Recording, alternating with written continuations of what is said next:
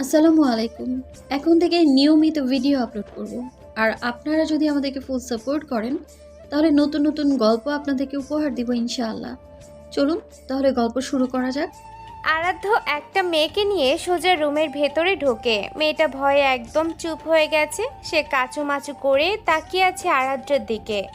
আরাধ্য সোজা ঘরে ঢুকে গম্ভীর গলায় বলে, ওই জামা খোল, জলদি খোল, দেরি করবি না। যদি দেরি করেছিস তোর কপালে অনেক খারাপ আছে। আপনি কে? আমাকে এভাবে তুলে এনেছেন কেন? ছাড়ুন আমাকে। আপনি জানেন না আমার বাবাকে। আমাকে ছাড়ুন বলছি। ঋতুর মুখে পাল্টা পানি শুনে আরাধ্যার মেজাজ মুহূর্তেই বিগড়ে যায়। তার চোখ মুখ রাগে লাল হয়ে ওঠে। সে এক মুহূর্ত দেরি না করে ঠাস করে জোরে একটা চড় মারে ঋতুর গালে। চড়ের আঘাতে ঋতু ভারসাম্য হারিয়ে ছিটকে বিছানায় গিয়ে পড়ল। ঋতুর ফর্সা গালটা চড়ের চোটে একদম লাল হয়ে গেছে। সে যন্ত্রণায় আর ভয়ে কোনো কথা বলতে পারে না, শুধু ফুপিয়ে কাঁদতে থাকে। আরাধ্র হিংস্রভাবে এগিয়ে আসে। সে ঋতুর জামার কলার দুই হাত দিয়ে শক্ত করে ধরে এক হ্যাচকা টানে ছিঁড়ে ফেলে। ঋতু আর্তনাদ করে ওঠে এবং তাড়াতাড়ি দুহাত দিয়ে নিজের বুকটা ঢেকে কুঁকড়ে গিয়ে বলে, কেন করছেন আমার সাথে এমন? আমি কি করেছি আপনার? আমি তো আপনাকে চিনিও না। তুই কিছু করিসনি, যা করার করেছে তোর বাপ। সে নিজের পাওয়ার দেখাচ্ছে। আমার লোকদের আটকে দিয়েছে থানায়। লস গ্যাংয়ের সাথে পাঙ্গা নেওয়ার ফল এখন তুই ভোগ করবি। তোর বাপরে ফোন করবি এখন। যদি আমার কথা না শোনে তবে তোরে এই ঘরেই প্রেগনেন্ট করে দেব আমি, বুঝেছিস? পুলিশ দিয়ে আমার লোকেদের ধরিয়ে দেওয়ার সাহস পাই কোত্থেকে? কথাটা বলেই আরাধ্য তার পকেট থেকে ফোনটা বের করে ঋতুর দিকে সজোরে ছুঁড়ে দেয়। ঋতু কাঁপতে কাঁপতে ফোনটা হাতে নেয়।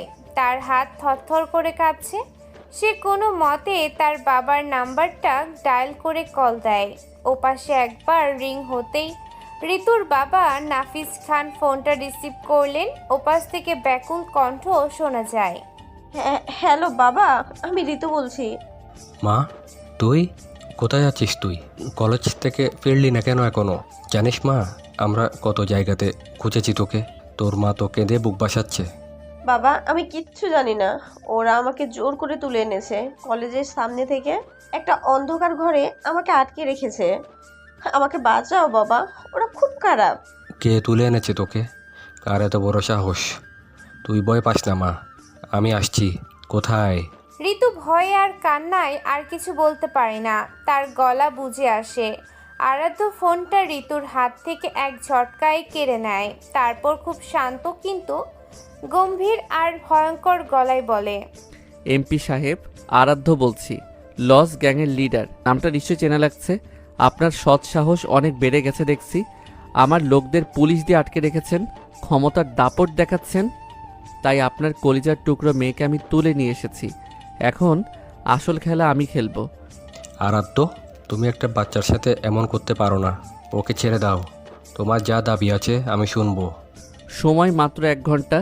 যদি আমার দাবি না শোনেন আর আমার লোকরা ছাড়া না পায়, তবে আপনার এই আদরের মেয়েকে প্রেগনেন্ট করে আপনার বাড়িতে পাঠিয়ে দিয়ে আসবো। তখন সমাজে মুখ দেখাতে পারবেন তো? কথাটা বলে আরাধ্য ফোনের লাইনটা একতরফা ভাবে কেটে দেয়। ঋতু তখন বিছানায় শুয়ে ডুকরে কাঁদছে। তার সারা শরীর থরথর করে কাঁদছে। আরাধ্য ফোনটা পাশে রেখে দিয়ে নিজের গায়ের শার্টের বোতাম এক এক করে খুলতে শুরু করে। তার চোখের দৃষ্টিতে এখন কেবল প্রতিশোধ আর পৈশাচিক নেশা। ঋতু দুই হাত জোর করে মিনতি করতে থাকে, দোহাই লাগে আপনার, আমাকে ছেড়ে দিন। আমার বাবার ওপর রাগ করে আমার জীবনটা নষ্ট করবেন না। আমি আপনার পায়ে ধরছি। আরাধ্য কোনো কথা শোনে না। সে যেন এক হিংস্র পশুর মতো ঋতুর উপর ঝাঁপিয়ে পড়ে। ঋতুর সমস্ত আকুতি আর বাধার দেয়াল তুচ্ছ করে সে তার উপর পৈশাচিক নির্যাতন চালাতে শুরু করে। ঋতু চিৎকার করে, অনেক কাঁদে, বারবার অনুনয় বিনয় করে ক্ষমা চায়। কিন্তু আরাধ্যর হৃদয়ে কোনো দয়া মায়া অবশিষ্ট নেই। সে কেবল নিজের জেদ আর প্রতিশোধ চরিতার্থ করতে মত্ত থাকে। আরাধ্য ঋতুকে পাশবিক শারীরিক নির্যাতন করার পর এক সময় শান্ত হয়। তার চোখে মুখে কোনো অনুশোচনা নেই। বরং এক ধরনের পৈশাচিক তৃপ্তি খেলা করছে। সে খালি গায়ে পোশাকে খাট থেকে নামে। প্যান্টের চেন আটকাতে আটকাতে ঋতুর রক্তাক্ত আর বিধ্বস্ত শরীরের দিকে তাকিয়ে অবহেলার সাথে বলে, ওই মাগি, যা বাড়ি যা, আমার কাজ শেষ। তোর পায়ে যে রক্তগুলো লেগে আছে ওগুলো ভালো করে মুছে নিস। ওই শাওন, রাফি, তোরা জলদি ভেতরে আয়। এই মালটাকে নিয়ে গিয়ে ওর বাড়িতে রেখে আয়। এর বাপের সাথে আমার হিসাব মেটানো হয়ে গেছে। আরাধ্য দুই বিশ্বস্ত সহযোগী শাওন আর রাফি সাথে সাথে রুমে ঢোকে। তারা আরাধ্যর প্রতিটি হুকুম পালন করতে সর্বদা প্রস্তুত থাকে। তারা নিচু হয়ে মাথা ঝুঁকিয়ে বলে, জি বস, এখনই যাচ্ছি। আপনি কোনো চিন্তা করবেন না, আমরা ওনাকে বাড়ির সামনে নামিয়ে দিয়ে আসবো। আরাধ্যর ঘর থেকে বেরিয়ে যায়। তার মেজাজ এখন ফুরফুরে। সে তার দামি গাড়িতে গিয়ে বসে। গাড়ির গ্লাস নামিয়ে সে তার সঙ্গীদের উদ্দেশ্যে বলে, শোন, পতিতালয়ে নাকি আজ নতুন ভার্জিন একটা মাল এসেছে। ওখানকার লিডার মর্জিনা খালাকে বলবি মালটাকে একদম রেডি রাখতে। আমি এখন ওদিকেই যাচ্ছি। ওটাকে আজ আমার নিজের বাড়িতে নিয়ে যাব। কথাটা বলে আরাধ্য গাড়ি স্টার্ট দিয়ে তীব্র গতিতে পতিতালয়ের দিকে চলে যায়। সেখানে গিয়ে মর্জিনা খালার সাথে কথা বলে। সে এক সুন্দরী তরুণীকে পছন্দ করে। মেয়েটাকে জোর করে কোলে তুলে নিয়ে সে সোজা নিজের আলিশান বাড়িতে নিয়ে আসে। নিজের বেডরুমে ঢুকে লাথি দিয়ে দরজাটা আটকে দেয়। শুরু হয় তার শরীরের আদিম আর নিষিদ্ধ চাহিদার খেলা। সারা রাত সেই ঘর থেকে কান্নার বদলে এক অদ্ভুত উন্মাদনার শব্দ ভেসে আসে। মেয়েটি যন্ত্রণায় নয়, বরং আরাধ্র পৈশাচিক ছোঁয়ায় এক ধরনের বিকারগ্রস্ত চিৎকারে ফেটে পড়ে। পরদিন সকালে সূর্যের আলো যখন ঘরের জানালা দিয়ে ভেতরে ঢুকলো, তখনও আরাধ্র নেশা কাটেনি। দরজা খুলে সে যখন বাইরে বের হওয়ার প্রস্তুতি নিচ্ছিল, তখন তার মা আয়েশা সুলতানা সেখানে উপস্থিত হন। ছেলের এমন অধঃপতন দেখে আয়েশার কলিজা ফেটে যাচ্ছিল। আধা কাপড়ে সেই মেয়েটিকে ঘর থেকে বের হতে দেখে আয়েশা কঠোর গলায় ছেলেকে উদ্দেশ্য করে বলে, তোর কি একটুও লজ্জা লাগে না আরাধ্য? এমন বাজে মেয়েদের সাথে তুই রাত কাটাস? ঘরের ভেতরে সব নোংরামি করতে তোর বাধে না? আরাধ্য তার মায়ের দিকে তাচ্ছিলের দৃষ্টিতে তাকায়। সে পকেট থেকে সিগারেট বের করে ধরায় এবং ধোঁয়া ছেড়ে বলে, ও যদি বাজে মেয়ে হয় মা, তবে মনে রেখো আমিও খুব বাজে একটা ছেলে। বাই দ্য ওয়ে, এসব বাজে মেয়েদের যদি ঘরে না তুলি, তবে আমার হৃদয়ের এই যে আদিম ক্ষুধা, তা মেটাবে কে? আমাকে শাসন করতে এসো না। আমার সঙ্গে এভাবে বেয়াদবি করছিস তুই? তুই কি জানিস তোর বাবা শুনলে কি করবেন? আরাধ্য মায়ের কথা শুনেও না শোনার ভান করে। সে বিছানায় পড়ে থাকা সেই মেয়েটার হাত ধরে এক হ্যাচকা টান মারে। তাকে নিয়ে ঘর থেকে বেরিয়ে যেতে যেতে বলে, বাবা কি করবেন না করবেন তা নিয়ে আমার মাথা ব্যথা নেই। এখন আমাকে আমার কাজ করতে দাও। আরাধ্য মেয়েটাকে হিড় হিড় করে টানতে টানতে বাড়ির সদর দরজার দিকে নিয়ে যায়। তার মা সোফার ওপর ধপ করে বসে পড়ে। তিনি দুহাত দিয়ে মুখ ঢেকে উপরের দিকে তাকিয়ে আর্তনাদ করে বলেন, হাই আল্লাহ, আমার এই একটা মাত্র ছেলে, কেন ওকে এমন পথে নিয়ে গেলে? ওকে তুমি সৎ পথে ফিরিয়ে দাও, ওকে হেদায়েত দাও আল্লাহ। আমি ওর এসব অত্যাচার আর সহ্য করতে পারছি না, আমি ক্লান্ত হয়ে গেছি। আয়েশা সুলতানা অঝরে কাঁদতে থাকে। আরাধ্য তার মা বাবার একমাত্র সন্তান। লস গ্যাংয়ের লিডার হিসেবে এলাকায় তার দাপট অপরিসীম। ধনী বাবার বখাটে আর অহংকারী ছেলে হিসেবে সে নিজেকে মাফিয়া ডন মনে করে। বাবার অগাধ সম্পত্তি আর রাজনৈতিক ক্ষমতার জোরে ছোট থেকেই তার মনের ভেতর এক বিশাল অহংকার পাহাড় হয়ে জমেছে। দিন যত যাচ্ছে আরাধ্যার পাপের ঘরা ততই পূর্ণ হচ্ছে। প্রতিদিন তার রাত কাটে ভিন্ন ভিন্ন মেয়ের সাথে। মদ্যপান আর বাজে নেশা তো আছেই। আগে সে যা করতো সব বাড়ির বাইরে আড়ালে করত, কিন্তু আজ সে দৃষ্ট তার সব সীমা ছাড়িয়ে গেছে। সরাসরি বাড়িতে মেয়ে নিয়ে এসে সে তার মা বাবার সম্মান ধুলোয় মিশিয়ে দিয়েছে। আরাধ্যর এসবের কোনো ভ্রুক্ষেপ নেই। সে কেবল বোঝে নিজের আনন্দ আর শরীরের চাহিদা। জীবনের প্রতিটি মুহূর্তকে সে পৈশাচিক আনন্দ দিয়ে উপভোগ করতে চায়। পড়ালেখা শেষ করলেও বখাটেপনার টানে সে প্রায় ক্যাম্পাসে যায়। মূলত নতুন কোনো সুন্দরী মেয়েকে শিকার করার জন্যই তার এই যাওয়া। আজও সে তৈরি হয়ে নিজের লাক্সারি গাড়ি নিয়ে ভার্সিটির দিকে রওনা দেয়। আরাধ্য দেখতে বেশ আকর্ষণীয়, একদম ফর্সা গায়ের রং, ক্লিন শেপ করা মুখ, খাড়া নাক আর তার চোখের মণিগুলো ইজ্জত নিলাফ। এই রূপ আর ক্ষমতার জোরে সে যখন কোনো মেয়েকে প্রপোজ করে, কোনো মেয়েই সহজ না বলতে পারে না। আরাধ্য আজ দামি স্যুট পরে আর চোখে সানগ্লাস লাগিয়ে রাজকীয় ভঙ্গিতে গাড়ি থেকে নামে। ক্যাম্পাসের প্রতিটি মেয়ের চোখ এখন তার দিকে, সবাই তার মনোযোগ পাওয়ার জন্য ব্যাকুল।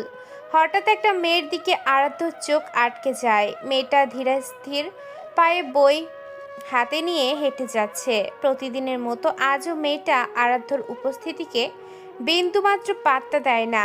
সে একবারের জন্য আরাধ্যার দিকে তাকায় না, বরং না দেখার ভান করে পাশ কাটিয়ে চলে যায়। আরাধ্যার বিস্ময়ের সীমা থাকে না। যেখানে হাজার হাজার মেয়ে তার একটা ইশারার জন্য অপেক্ষা করে, সেখানে এই সাধারণ মেয়েটা তাকে ভুলেও দেখে না। আরাধ্য অবাক হয়ে মনে মনে বলে, এই মেয়েটা কি আমার থেকেও বেশি অহংকারী নাকি? আমাকে চেনে না ও? আরাধ্যর মনে হাজারো প্রশ্ন উকি দেয়। ওই মেয়েটার এমন উপেক্ষা সে আগে কখনো দেখেনি। তবে আপাতত সে প্রশ্নগুলোকে পাত্তা না দিয়ে এক পাশে দাঁড়িয়ে থাকা একটা সুন্দরী মেয়েকে হাতের ইশারায় কাছে ডাকে। মেয়েটাও যেন এই মুহূর্তের জন্যই অপেক্ষা করেছিল। সে খুশিতে প্রায় লাফাতে লাফাতে আরাধ্যের সামনে এসে দাঁড়ালো। তার চোখে মুখে মুগ্ধতা উপচে পড়ছে। হাই, তুমি কি জানো আমি কতদিন থেকে তোমাকে ফলো করি? আজ বিশ্বাসই হচ্ছে না তুমি নিজে আমাকে ডাকলে। আরাধ্যের তার ঠোঁটের কোণে একটা শয়তানি হাসি ফুটিয়ে তুলল। সে আর চোখে মেয়েটার আপাদমস্তক দেখে নিয়ে অবহেলার সুরে বলল, তা তো জানি, আমার পেছনে কত মেয়ে লাইন দিয়ে ঘোরে, তার কি কোনো হিসাব আছে? চলো না আজ কোথাও নির্জনে বসে একটি গল্প করি, আমি অনেক কথা বলতে পারি। আরাধ্য মেয়েটার খুব কাছে এগিয়ে যায়। তার তপ্ত নিঃশ্বাস মেয়েটার কানে লাগে। সে খুব নিচু আর অসভ্য গলায় প্রশ্ন করলো, বসে বলবে নাকি শুয়ে বলবে? কোনটা তোমার বেশি পছন্দ? আরাধ্যার এমন সরাসরি আর নির্লজ্জ কথা শুনে মেয়েটা যেন একটু থতমত খেয়ে গেল।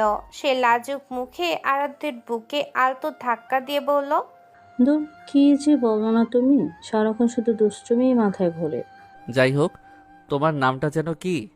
আমার নাম রাইসা, আর তোমার নাম তো সবাই জানে। তুমি হলে আমাদের সবার ক্রাশ আরাধ্য। আরাধ্য এবার রাইসার নরম হাতটা নিজের শক্ত মুঠোয় খুব কোমল করে ধরল। সে রাইসার হাতের তালুতে নিজের আঙ্গুল বোলাতে বোলাতে বলল, কি দারুণ কোমল হাত তোমার। হাত যদি এমন হয় তবে তোমার ভিতরে বাকি সব, মানে তুমি নিজে না জানি কতটা কোমল আর হট। রাইসা আরাধ্যর এমন কথা শুনে লজ্জায় লাল হয়ে যায়। সে মুগ্ধ দৃষ্টিতে আরাধ্যর চোখের দিকে তাকিয়ে থেকে কিছুক্ষণ পর বলল, তোমার চোখ দুটো যা কিউট না, একদম নীল সাগরের মতো। এই চোখের মায় যে কোনো মেয়েই বারবার হারাতে চাইবে। আমার তো সারাদিন তোমার প্রেমে পড়তে ইচ্ছে করে। তাকে আটকে রেখেছে তোমায়? আমি তো সবসময় শিকার ধরার জন্য রেডি থাকি। দুজনে এক কথা দুই কথা বলতে বলতে অনেক গভীর ভাব জমিয়ে ফেলে। রাইসার হাব ভাব দেখে মনে হচ্ছে আরাধ্য এখন যা বলবে সে তা করতেই হাসি মুখে প্রস্তুত। এরপর দুজনে মিলে শহরের এক নামি রেস্টুরেন্টে লাঞ্চ সারে।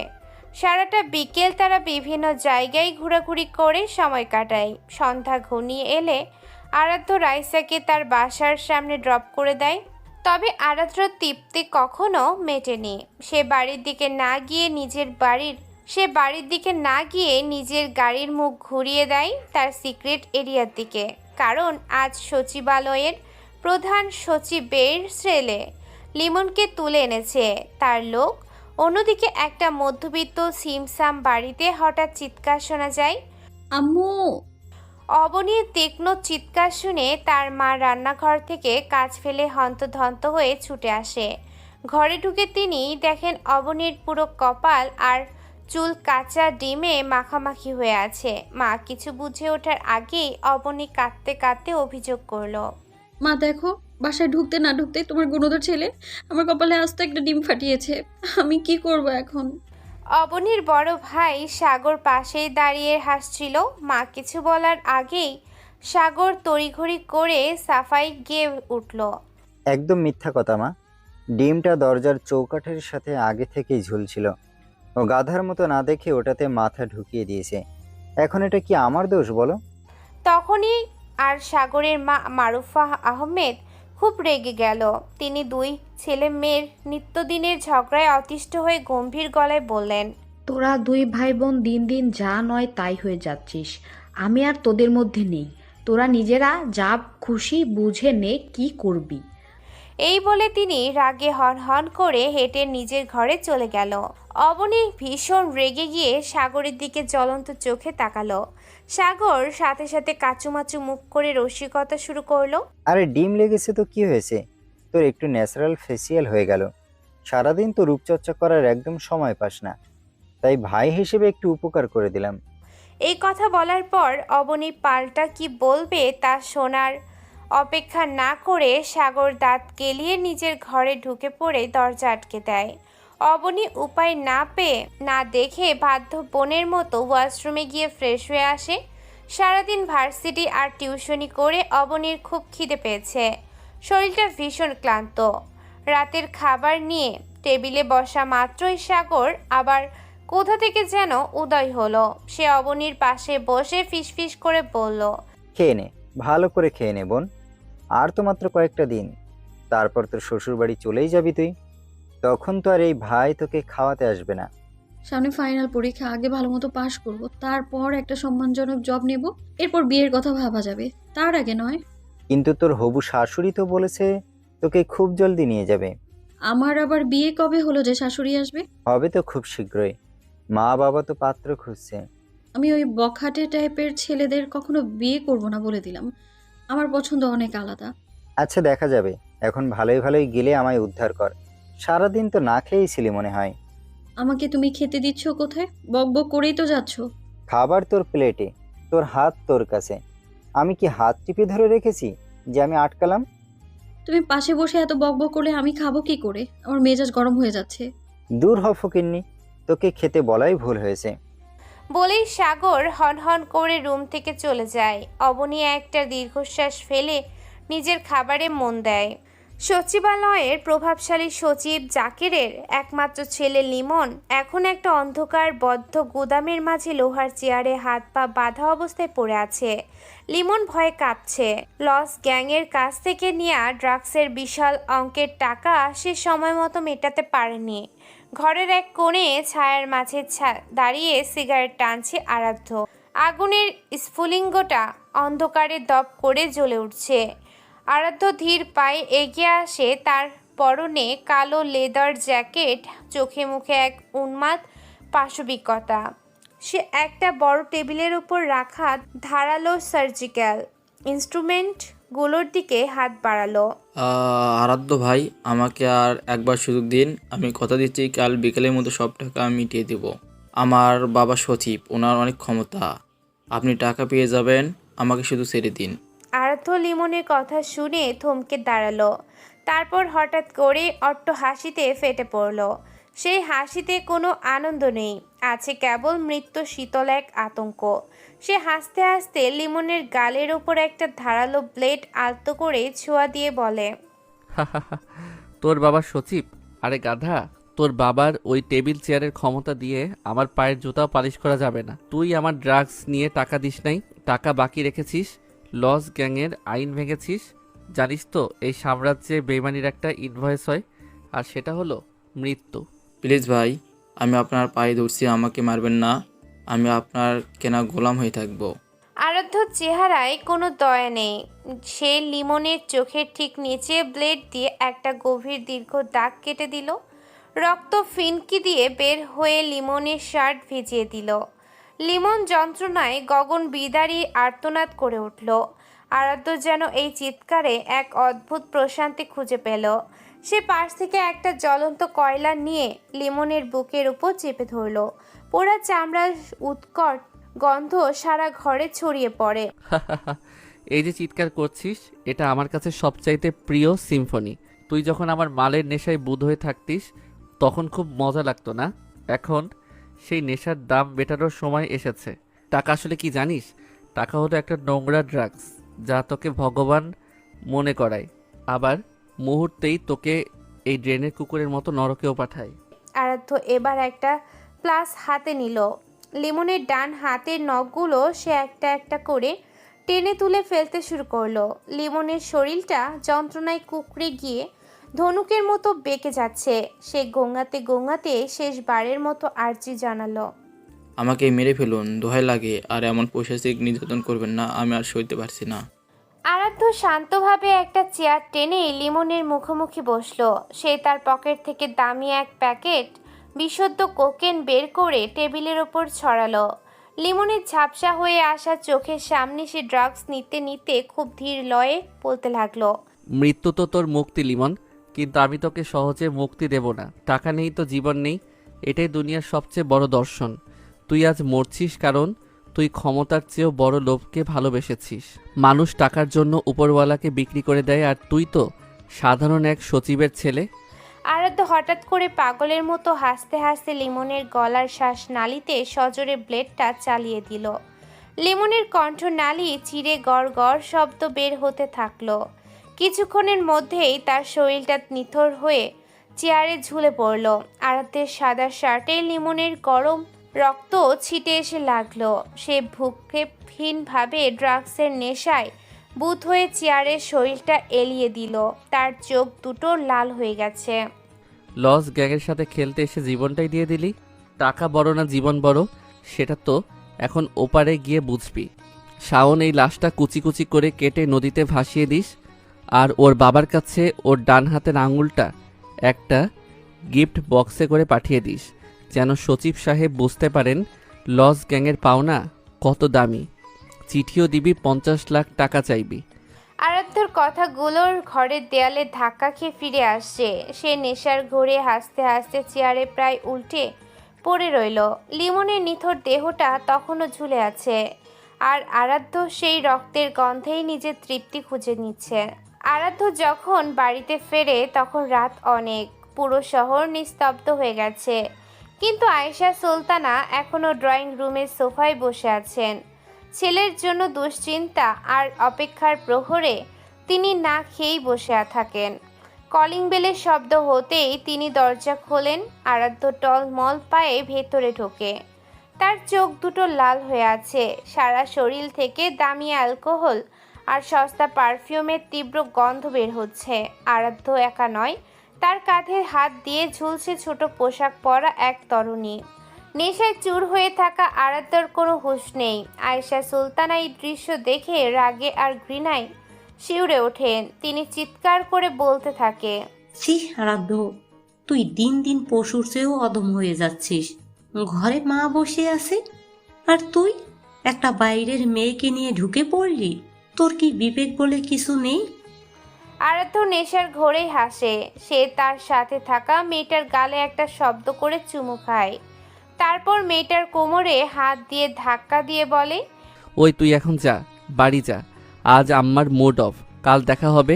মেয়েটা হাসতে হাসতে বেরিয়ে গেলে আরাধ্য দরজায় হেলান দিয়ে একটা গলা খাকারি দেয়।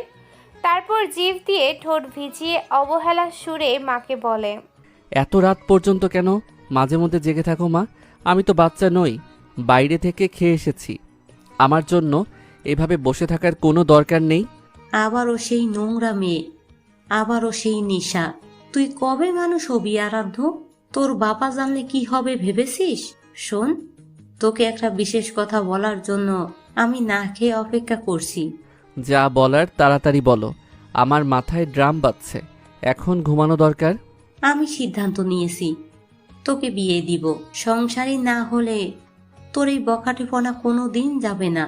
মায়ের কথা শেষ হতে না হতেই আরাধ্য সোজা হয়ে দাঁড়ায়। তার নেশা যেন এক নিমিষে উধাও হয়ে গেছে রাগের চোটে। সে চিৎকার করে বলে, কি বললে? বিয়ে? অসম্ভব, আমি কখনো বিয়ে করব না। ধুর, তোমার পাল্লায় পড়ে রাতের আসল নেশাটাই কেটে গেল। তোমার হঠাৎ কি দেখে মনে হলো যে আমার গলায় ফাঁসি পড়াতে হবে? যত সব ফালতু আইডিয়া।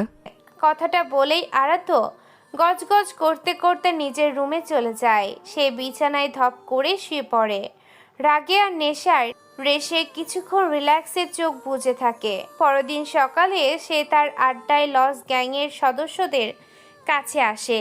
সেখানে তার কাছের বন্ধু শুভ হাসতে হাসতে এগিয়ে আসে। কিরে দোস্ত, কি খবর তোর? তুই সবসময় এমন গম্ভীর হয়ে কি চিন্তা করিস বলতো? কিছু না রে, মেজাজটা সেই কাল রাত থেকে বিগড়ে আছে।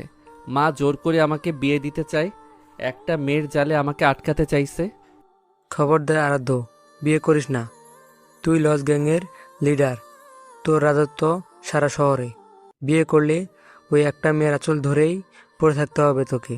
আর বিয়ে না করলে এক এক দিন এক এক ঘুরের সাথে রাত কাটাতে পারবি তুই।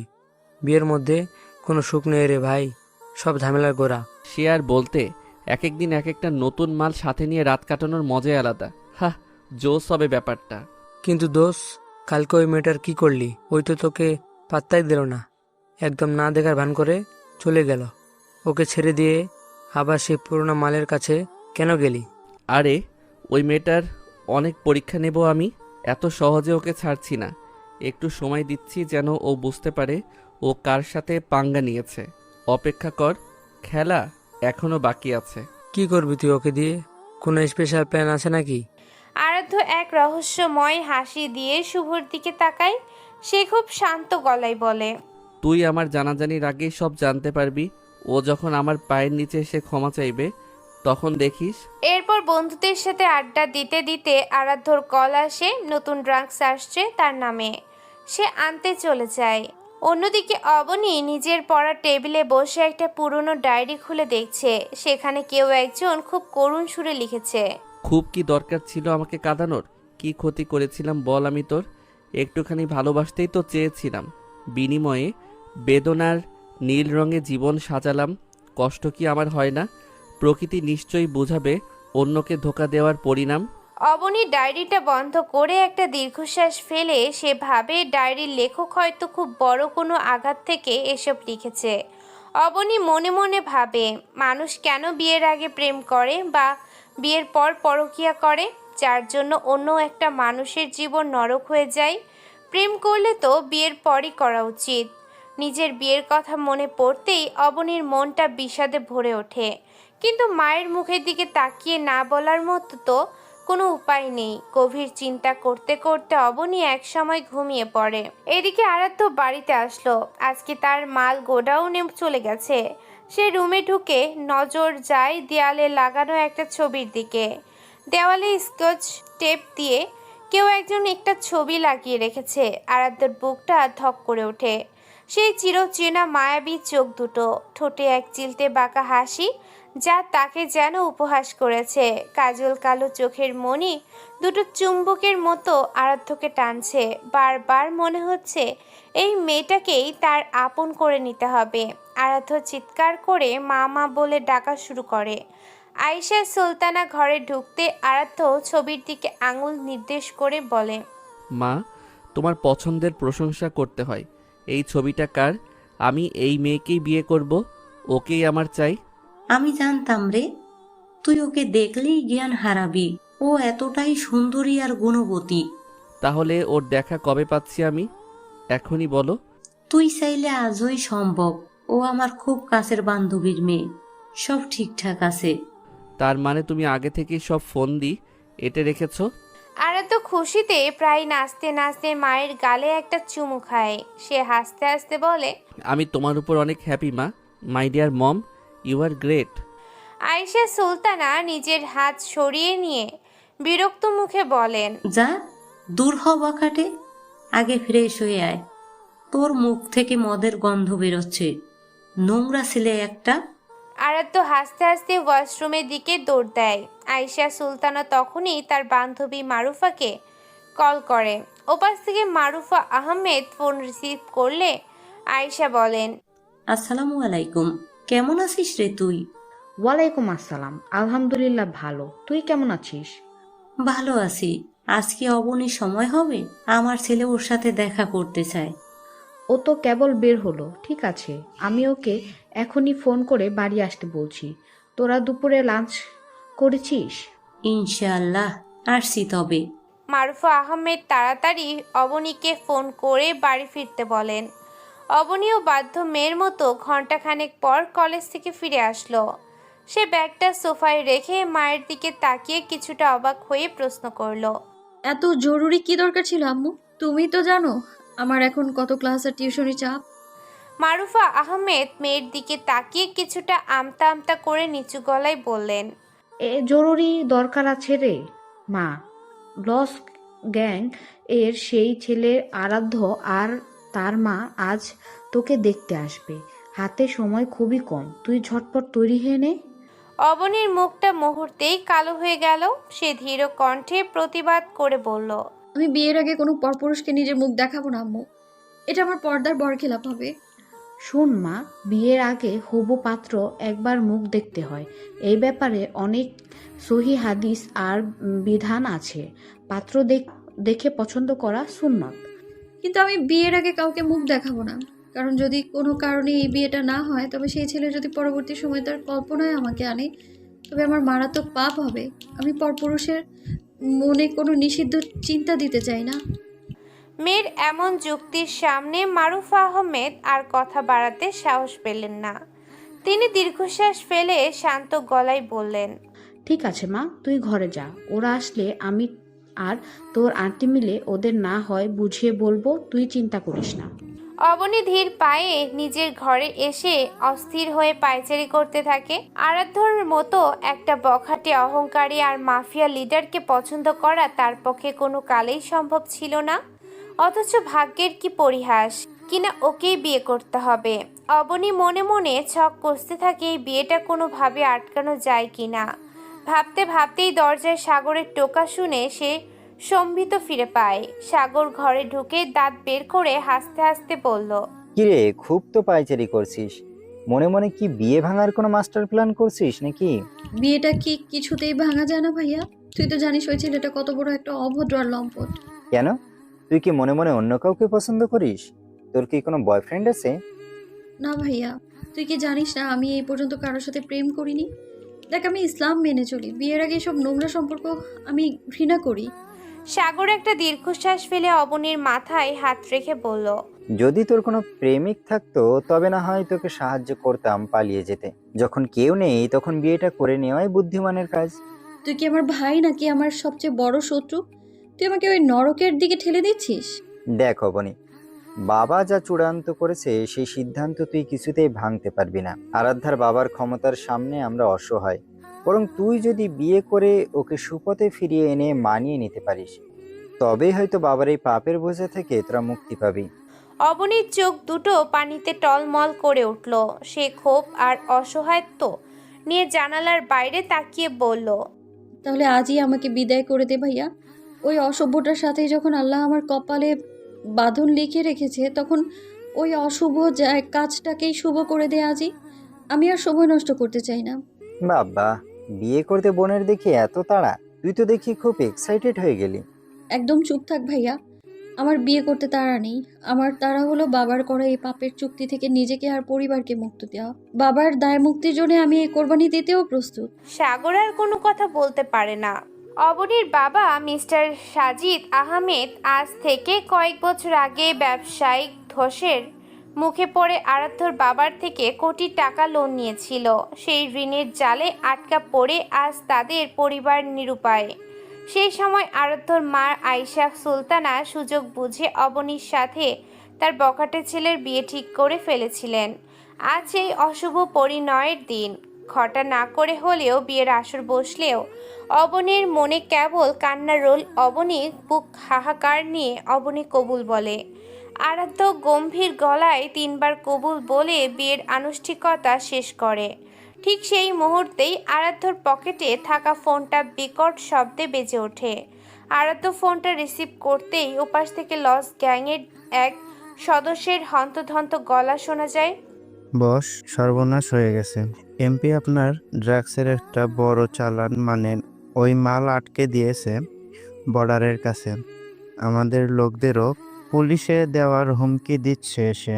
কথাটা শোনার সাথে সাথেই আরাধ্যর চোখ মুখ রাগে রক্তবর্ণ হয়ে ওঠে। তার কপালে রাগের রগগুলো দপদপ করতে থাকে। সে বিয়ের আসর থেকে এক ঝটকায় উঠে দাঁড়ায়। আসরে উপস্থিত সবাই চমকে যায়। আরাধ্য কোনো কথা না বলে দ্রুত পায়ে বাইরের দিকে পা বাড়াতে থাকে। তার মা আয়েশা সুলতানা ছেলের সামনে এসে পথ আগলে দাঁড়ান।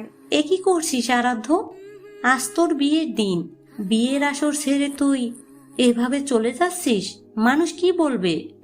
আরাধ্য তার মায়ের দিকে ভয়ঙ্কর দৃষ্টিতে তাকায়। সে চিৎকার করে পুরো আসর কাঁপিয়ে বলে, এমপি আমার মাল আটকে দিয়েছে মা, আমার ইজ্জতের উপর হাত দিয়েছে। ওই এমপির এত বড় সাহস যে আমাকে বাধা দেয়। আজ ওকেও শেষ করব আর ওর গুদামও জ্বালিয়ে দেব। আমাকে বাধা দিও না। আরাধ্য মাকে এক পাশে সরিয়ে দিয়ে নিজের দামি গাড়িতে গিয়ে ওঠে। তার পেছনে লস গ্যাংয়ের 10টি গাড়ি ছুটতে থাকে। কিছুক্ষণের মধ্যেই তারা এমপির গোপন আস্তানায় পৌঁছে যায়। সেখানে এমপির বিশাল দেহরক্ষী বাহিনী পাহারায় নিযুক্ত ছিল। কিন্তু আরাধ্যর চোখে এখন খুনের নেশা। সে গাড়ি থেকে নেমেই হাতে থাকা অটোমেটিক গান নিয়ে এলোপাথারি গুলি চালাতে শুরু করে। গার্ডদের আর্ত চিৎকারে আকাশ বাতাস প্রকম্পিত হয়ে ওঠে। আরাধ্যর সামনে যে আসে তাকে সে নির্দয়ভাবে সরিয়ে দেয়। গার্ডদের সরিয়ে সে সোজা ভেতরে ঢুকে এমপির কলার চেপে ধরে। এমপি ভয়ে কাঁপতে কাঁপতে বলে, আরাধ্য একটা হিংস্র হাসি দিয়ে এমপির পেটে সজোরে এক লাথি মারে। এমপি ছিটকে দেয়ালের পাশে গিয়ে পড়ে। আরাধ্য তার চুলের মুঠি ধরে হিড় হিড় করে টেনে একটা অন্ধকার টর্চার সেলের ভেতরে নিয়ে যায়। সেখানে এমপিকে একটা জং ধরা লোহার চেয়ারের শিকল দিয়ে শক্ত করে বেঁধে ফেলে। আরাধ্যর সহকারী শাওন পাশে এসে দাঁড়ায়। বস, কি করবো এই লোকটাকে? আমি নিজেই আজ ওর জমদূত। ও আমার কোটি টাকার মাল আটকিয়েছে। এখন ও নিজের জীবনের হিসেব মেটাবে। আরাধ্যর পাশ থেকে একটা হাতুড়ি তুলে নেয়। সে এমপির পায়ের পাতায় সজোরে আঘাত করলে শুরু করে। হাড় ভাঙার মটমট শব্দ আর এমপির গগন বিদারী চিৎকারে ঘরটা এক বিভীষিকা হয়ে ওঠে। আরাধ্যর প্রতিটি আঘাত ছিল পৈশাচিক। সে এমপির একটা একটা করে আঙ্গুল থেতলে দিতে দিতে বিকৃত উল্লাসে হাসতে থাকে। তোর খুব সাহস বেড়েছিল তাই না? আমার মালামাল আটকানোর আগে নিজের মরণ চিন্তা করিসনি কেন? তোর মেয়েকে খেয়েছি, তোকেও খাবো। তোদের মতো নেতাদের আমি লস গ্যাংয়ের জুতো পরিষ্কার করতেও রাখি না। নির্যাতন এখানেই শেষ হয় না। আরাধ্যর এবার একটা জ্বলন্ত রড নিয়ে এমপির সারা শরীরে চেকা দিতে শুরু করে। এমপির শরীর থেকে পোড়া মাংসের গন্ধ বের হতে থাকে। এমপি আধমরা হয়ে গোঙাতে থাকে আর ক্ষমা প্রার্থনা করে। ক্ষমা? লস গ্যাংয়ের ডিকশনারিতে ক্ষমা বলে কোনো শব্দ নেই। তুই আমার ব্যবসার ক্ষতি করেছিস, এখন তুই নিজের শেষ নিঃশ্বাস গুনবি। আরাধ্য এরপর একটা ধারালো ছোরা বের করে এমপির বুকে আমূল গেঁথে দেয়। এমপির দেহটা শেষবারের মতো ছটফট করে নিস্তেজ হয়ে যায়। আরাধ্য নিজের শার্টে লেগে থাকা রক্তের দিকে তাকিয়ে এক অদ্ভুত তৃপ্তি অনুভব করে। সে লাশের দিকে তাকিয়ে একটা সিগারেট ধরায়। শাওন, এই লাশটা এমন জায়গায় গুম করবি যেন কোনো কাকপক্ষীও টের না পায়। আর এমপির বাড়ির সব সম্পত্তি আমার নামে ট্রান্সফার করার ব্যবস্থা কর। আরাধ্য টর্চার সেল থেকে বেরিয়ে আসে। তার চেহারায় কোনো অনুশোচনা নেই, আছে কেবল এক মাফিয়া ডনের অহংকার। সে জানে আজ থেকে এই শহরের একচ্ছত্র অধিপতি সে। আরাধ্য ড্রিঙ্কস করতে শুরু করে। রাফি বলে, বস, আজ তো বাসর রাত, ড্রিঙ্কস করছেন কেন? হ্যাঁ তাই তো, থাক গেলাম। বিয়ের আয়োজনটা অবশেষে সম্পন্ন হয় সাগর আর ওর মায়ের প্রবল জোরাজোরিতে। অবনীর বাবার কোটি টাকার ঋণের বোঝা আর লস গ্যাংয়ের লিডারের হুমকির মুখে পরিবারটি ছিল একেবারে নিরুপায়। বিয়েতে অবনীর বাবা সাজিদ আহমেদ নিজের অপরাধবোধ থেকে উপস্থিত হতে পারেননি। বড় ভাই হিসেবে সাগরই অভিভাবকের দায়িত্ব পালন করে, বিয়ের সাক্ষ্য দেয়। কোনো জাঁকজমকপূর্ণ সাজসজ্জা নেই, কোনো উৎসবের আমেজ নেই। অবনী একটা সাদা মাটা লাল রঙের সুতির শাড়ি পরে আরাধ্যর বিশাল রাজকীয় ঘরের বিছানায় একা বসে আছে। তার শাশুড়ি আয়েশা সুলতানা নিজেই তাকে এই ঘরে বসিয়ে রেখে গেছেন। বাধ্য বইয়ের মতো অবনী কিছুক্ষণ চুপচাপ বসে থাকে। তার কানে তখনও বাজছে আরাধ্য সেই পৈশাচিক কর্মকাণ্ডের কথা। কিছুক্ষণ পর সে নিজেকে সামলে নিয়ে ওয়াশরুমে গিয়ে পবিত্র হয়ে অজু করে আসে। ঘরের এক কোণে যায় নামাজ বিছিয়ে গভীর মনোযোগের সাথে এশার নামাজ আদায় করে। নামাজ শেষে সে যায় নামাজে বসেই 2 হাত তুলে করুণ কণ্ঠে আল্লাহর কাছে বিচার দেয়। এটা কোন পাপের শাস্তি আল্লাহ, নাকি আমার ঈমানের পরীক্ষা? এসব বোঝার ক্ষমতা আমার নেই। তুমি ধৈর্য দাও আমায়, যেন এই বিপদ থেকে আমি নিজেকে রক্ষা করতে পারি। এই অসভ্য আর জালেম লোকটার হাত থেকে আমার ইজ্জত রক্ষা করার মালিক তুমি। অবনী যায় নামাজ তুলে দাঁড়াতেই হঠাৎ কারোর শক্ত শরীরের সাথে সজোরে ধাক্কা খায়। সে চমকে ওঠে দেখে আরাধ্য তার ঠিক পেছনেই দাঁড়িয়ে আছে। আরাধ্য কখন ঘরে ঢুকেছে সে টেরই পায়নি। আরাধ্যর শরীর থেকে দামি মদের উগ্র ঘ্রাণ আসছে। এমপির ওপর পৈশাচিক নির্যাতন চালিয়ে সে এইমাত্র ফিরেছে। অবনীর ভেতরে এক অসহনীয় তোলপাড় শুরু হয়ে যায়। তার হৃদকম্পন বেড়ে গেছে বহুগুণে। সে দ্রুত নিজেকে সামলে নিয়ে কয়েক কদম পিছিয়ে নিরাপদ দূরত্বে সরে যায়। সে খেয়াল করে আরাধ্য এক দৃষ্টে অপলকভাবে তার দিকে তাকিয়ে আছে। অবনী রাগে চোখ কটমট করে হাতের জায়নামাজটা ওয়ারড্রপের ওপর রেখে দেয়। আরাধ্যর চোখে তখন নেশার ঘোর আর লালসা মিশে একাকার। সে ধীর পায়ে অবনীর খুব কাছাকাছি এসে দাঁড়ায়। অবনী আচমকা ভয় পেয়ে 2 হাতে আরাধ্যকে সজোরে ধাক্কা দেয়। খবরদার, আমার একদম কাছে আসার চেষ্টা করবেন না। আমি আপনার কোনো কেনা দাসী বা শয্যাসঙ্গী নই, বউ নই আমি। আরাধ্য অবনীর মোহনীয় রূপে যতটা বিমোহিত ছিল, তার অবাধ্য ব্যবহারে ততটাই বিরক্ত হয়ে যায়। তবে মেয়েটার কণ্ঠস্বর শোনার পর তার আর চিনতে দেরি হয় না। এই সেই মেয়ে যাকে সে ক্যাম্পাসে অসংখ্যবার মুখ ঢাকা অবস্থায় দেখেছে, কিন্তু পাত্তা পায়নি। নিজের চিরচেনা অপরাজিতাকে আজ নিজের ঘরে বউ হিসেবে পেয়েও সে গম্ভীর আর রাগী গলায় বলল, পাত্তাই যখন দেবে না তবে বিয়ে করলে কেন? কেন কবুল বললে কাজী সাহেবের সামনে? বিয়ে বলে না, এটা এক প্রকার ক্ষমতার দাপট আর মাফিয়াতন্ত্রের হুমকি। তাছাড়া আপনার মতো একজন নারী লোভী আর খুনি মাফিয়া লিডারের সাথে কি আমার মতো খোদাভীরু একটা মেয়ের কোনোভাবে মিল হওয়া সম্ভব? আরাধ্যর ঠোঁটে এক বাঁকা শয়তানি হাসি ফুটে ওঠে। সে অবনীকে মানসিকভাবে ঘা দিতে কুটিল গলায় বলল, তাই বুঝি? খুব তো ধর্মের কথা বলছো, তাহলে তো ইসলামের স্বামীর খেদমত করতে আর তার ডাকে সাড়া দিতে কঠোর নির্দেশ দেওয়া আছে। সেটা এখন অস্বীকার করবে কিভাবে? নাকি নিজের সুবিধার জন্য এখন আল্লাহকে অস্বীকার করবে? রাসূলুল্লাহ সাল্লাল্লাহু আলাইহি ওয়াসাল্লাম বলেছেন, যদি কোনো পুরুষ তার স্ত্রীকে বিছানায় আহ্বান করে আর স্ত্রীর অস্বীকার করার ফলে স্বামী রাগান্বিত অবস্থায় রাত্রি যাপন করে, তখন ওই স্ত্রীর উপর ফেরেশতারা অভিশাপ করতে থাকে। এখন বলো, অভিশাপ নিতে চাও নাকি দাবি মেটাতে চাও? আরাধ্যর মুখে হাদিসের কথা শুনে অবনী একদম চুপসে যায়। সে হতভম্ব হয়ে তাকিয়ে থাকে। আরাধ্য মুচকি হেসে অবনীর দিকে আরও এক পা এগিয়ে আসে। অবনী মনে মনে আল্লাহর কাছে প্রার্থনা শুরু করে যেন এই অসভ্যর হাত থেকে রক্ষা পায়। আরাধ্য হাত বাড়িয়ে অবনীর মাথার শাড়ির আঁচলটা নিচে ফেলে দেয়। অবনী আতঙ্কে চোখ বন্ধ করে নেয়। সে অনুভব করে তার গলায় ঠান্ডা কিছু একটা স্পর্শ করছে। কিছুক্ষণ পর চোখ মিলে দেখে আরাধ্য তার গলায় একটা সোনার চেইন পরিয়ে দিয়েছে, যাতে ইংরেজি বর্ণ এ খোদাই করা একটি লকেট আছে। অবনী কত কিছুই না ভেবেছিল, অথচ সে নিজেই বোকা বনে যায়। লকেটটা পরিয়ে দিয়ে আরাধ্য কোনো কথা না বলে বিছানায় নিজেকে এলিয়ে দেয়। সে যেন খুব ক্লান্ত। অবনী লকেটে হাত দিয়ে আরাধ্যার ঘুমন্ত চেহারার দিকে অপলক তাকিয়ে থাকে। সে ভাবে, ও যদি এতটাই খারাপ আর লম্পট হবে তবে এত সুন্দরী বউকে একা রেখে কিভাবে নিশ্চিন্তে ঘুমাতে পারে। অবনী ড্রেসিং টেবিলের আয়নার সামনে গিয়ে দাঁড়ায়। নিজেকেই নিজে বিড়বিড় করে প্রশ্ন করে, অবনী, তুই কি সত্যিই খুব সুন্দর, নাকি ওই লোকটা তোকে শুধু অপমান করার জন্যই এমন করছে? পরক্ষণে সে নিজের মনকে শান্ত করে বলে, আমি তো এটাই চেয়েছিলাম। আমি কিভাবে একজন অপরাধী আর লম্পটের কাছে নিজেকে বিলিয়ে দিতাম। আল্লাহ হয়তো এভাবেই আমাকে রক্ষা করেছেন, কিন্তু আমি এখন ঘুমোবো কোথায়? ওর সাথে বেড শেয়ার করার প্রশ্নই আসে না। সে কোনো উপায় না দেখে রুমের সোফার উপর গুটিসুটি মেরে বসে থাকে। দীর্ঘদিনের ক্লান্তি আর মানসিক চাপে একসময় নিজের অজান্তেই সোফায় ঘুমিয়ে পড়ে অবনী, কিন্তু আরাধ্য আসলে ঘুমায়নি। সে এতক্ষণ ঘুমের ভান করে অবনীর প্রতিটি কাজ পর্যবেক্ষণ করছিল। সে মুচকি হেসে নিজের মনেই বলল, আমি হয়তো সমাজের চোখে অনেক খারাপ, লস গ্যাংয়ের লিডার হিসেবে আমার হাত রক্তে রাঙানো, তবে আমি সজ্ঞানে তোমার অমতে কিছু করিনি আর করতেও চাই না।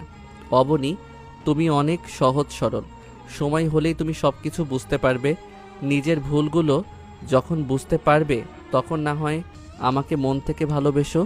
আরাধ্য তাকিয়ে দেখে ঘুমের ঘোরে অবনীকে একদম পরীর মতো লাগছে, ঠিক যেন একটা কাচের পুতুল। আরাধ্য বেশিক্ষণ তাকাতে পারে না, সে অন্যদিকে ফিরে শোয়। এই মেয়ের নিষ্পাপ চেহারার দিকে তাকালে নিজের কঠোর মনের নিয়ন্ত্রণ রাখা তার জন্য অসম্ভব হয়ে পড়ে। ভোরের ফজরের ওয়াক্তে অবনীর ঘুম ভাঙে।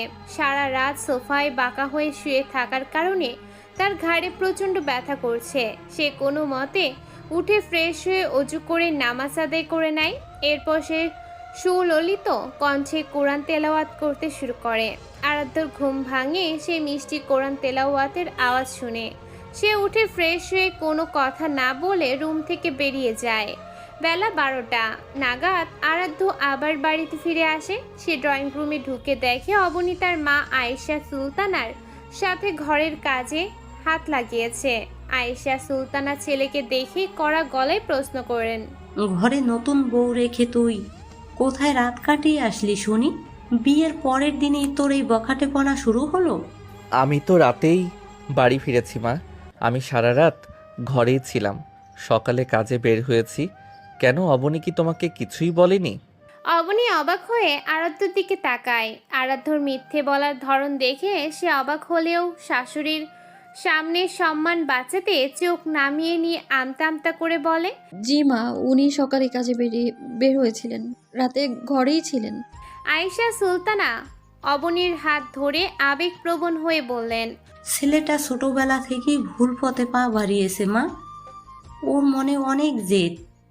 এখন তুমিই পারবে ওকে আগলে রেখো, সৎ পথে ফিরিয়ে আনতে। ওকে বদলানোর দায়িত্ব এখন তোমার। নিরুত্তর থাকে। সে মনে মনে হাসে, যে মানুষকে পুরো শহর বদলাতে পারেনি তাকে সে কিভাবে বদলাবে। আরাধ্য চুপচাপ নিজের ঘরে চলে যায়। আয়েশা সুলতানা অবনীকে উদ্দেশ্য করে বললেন, মা, ঘরে গিয়ে দেখো তো ওর কিছু লাগবে কিনা, গিয়ে একটু খোঁজ নে। অবনী অনিচ্ছা সত্ত্বেও মাথা নিচু করে ঘরের দিকে হাঁটা দেয়। তার কিছুই ভালো লাগছে না। এই বন্ধন থেকে মুক্তির কোনো পথ সে খুঁজে পাচ্ছে না। ঘরে ঢুকে দেখে আরাধ্য গভীর চিন্তায় মগ্ন হয়ে সিগারেট টানছে। সিগারেটের কটু গন্ধে অবনীর বমি আসার মতো অবস্থা হয়। সে নাক চেপে ধরে রেগে গিয়ে বলে, আপনার এই বাজে নেশাগুলো করার হলে বাইরে থেকে করে আসবেন, আমার সামনে বা এই ঘরে এসব ছাইপাশ খাওয়া চলবে না একদম। আরাধ্য সিগারেটটা জানালা দিয়ে বাইরে ফেলে দেয়। সে দ্রুত অবনীর খুব কাছাকাছি এসে তার চোখে চোখ রেখে বাঁকা হেসে বলল, তুমি বউ হয়ে আমাকে নেশা করতে নিষেধ করবে তা না, বরং বলছো বাইরে থেকে খেয়ে আসতে? এতই কি ঘৃণা করো আমাকে? অবনী একরাশ বিরক্তি আর ঘৃণা নিয়ে আরাধ্য থেকে দূরে সরে দাঁড়ায়। সে বুঝতে পারে এই মাফিয়া ডনের সাথে তার জীবনের লড়াইটা কেবল শুরু হলো। দুপুরের খাবারের পর অবনী তার ঘরে এসে বিছানায় গা এলিয়ে দেয়। মনের কোণে এক অদ্ভুত কৌতূহল দানা বেঁধেছে। সে আলমারির এক কোণ থেকে সেই রহস্যময় ডায়েরিটা আবার বের করে। কেন এই ডায়েরিটা তাকে এতটা টানছে সেটা অবনী নিজেও জানে না। গতকালই ডায়েরিটা তার হাতে আসে, কিন্তু পরিস্থিতির চাপে মাত্র একটা কবিতা পড়ার পর আর সময় হয়ে ওঠেনি। ডায়েরিটা হাতে নিয়ে অবনী মাঝ বরাবর খোলে। সেখানে একটা পাতায় সে চিহ্ন দিয়ে রেখেছিল। পৃষ্ঠাটি উল্টে পরের পাতায় যেতেই তার চোখে পড়ে আরও একটা চরম বিষাদময় কবিতা। অবনী মনে মনে পড়তে থাকে, অনেক কষ্ট বুকে চাপা দিয়ে রেখেছি, জানি আর কখনোই প্রাণ খুলে হাসতে পারবো না। এই চাপা কষ্টগুলো শুধুই আমাকে আমৃত্যু যন্ত্রণা দিবে। মৃত্যু ছাড়া হয়তো এই দহন থেকে আর রেহাই পাবো না।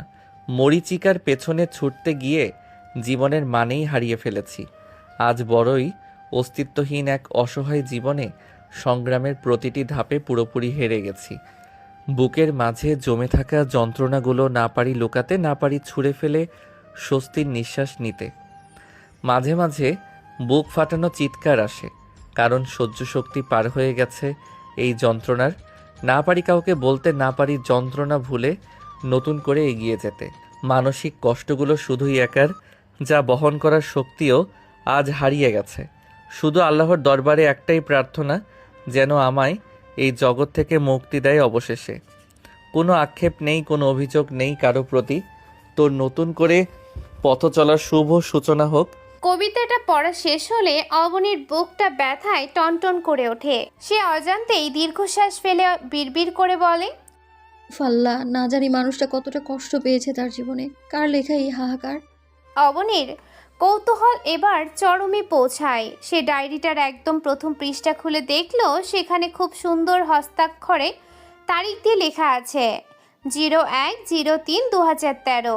অবনী পড়তে শুরু করে, আজ খুবই আনন্দ লাগছে, আমার স্বপ্ন পূরণ হয়েছে।